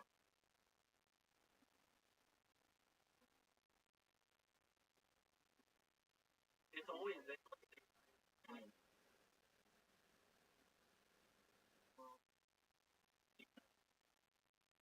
never say Right. Well, the reason why is they don't want, they don't need to reveal that information, so why do it? Many times they just straight up lie to the family and say that they died in some kind of, maybe it was heroic, maybe they just say died in action. They never really know what happened, but it could have been one of a numerous amount of things, and they just don't want the family to know what happened. Particularly when it comes to like stunt pilots and things, they can't say, "Hey, we were testing the new B-2 stealth bomber, and your son was just the first guy that volunteered to fly it, and he was flying Mach 3. Oh, he was doing such a good job. Oh, if you could have only, like, yeah, they can't go into all kinds of detail on how he died, so they just say that it was perhaps for the service of the United States government.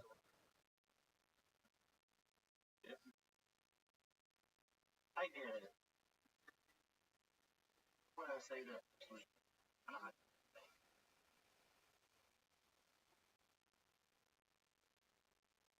initial thought. I, imagine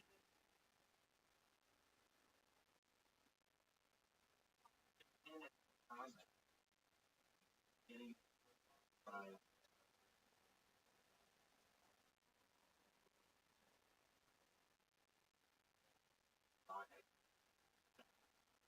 not get paralyzed.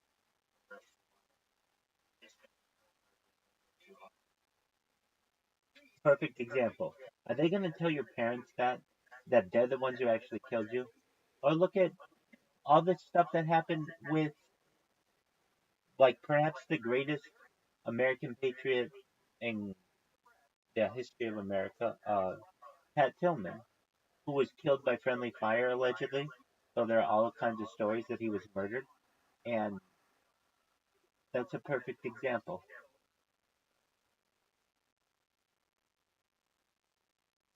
So they were able to essentially make him a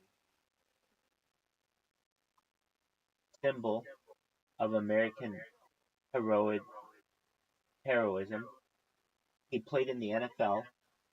He was an American patriot. He gave up his career in the NFL for the Arizona Cardinals, his hometown team. Look at this motherfucker's chin. Look at. I don't even know what picture. Hold on a second. I don't even know what picture it is you're looking at him, but look at this motherfucker's chin. Oh yeah, I see. I tell them, yeah, no. I have this man has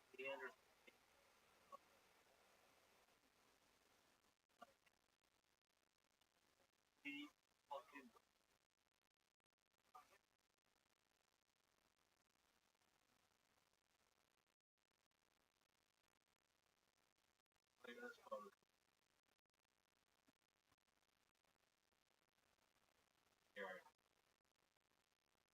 Just one more.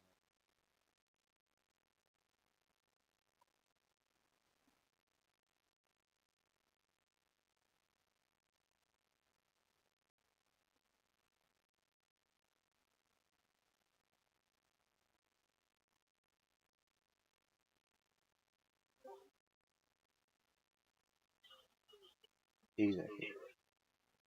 This is Pat Tillman on the left. Right, I know exactly who he is. I'm the one who told you who he is. I know very well who he is.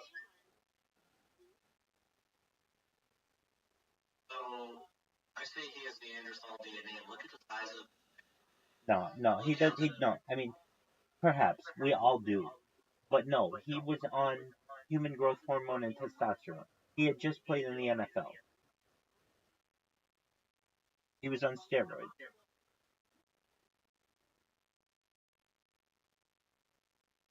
Yeah, we all have. Right, exactly. That's what I'm saying. He didn't have any more than any other person.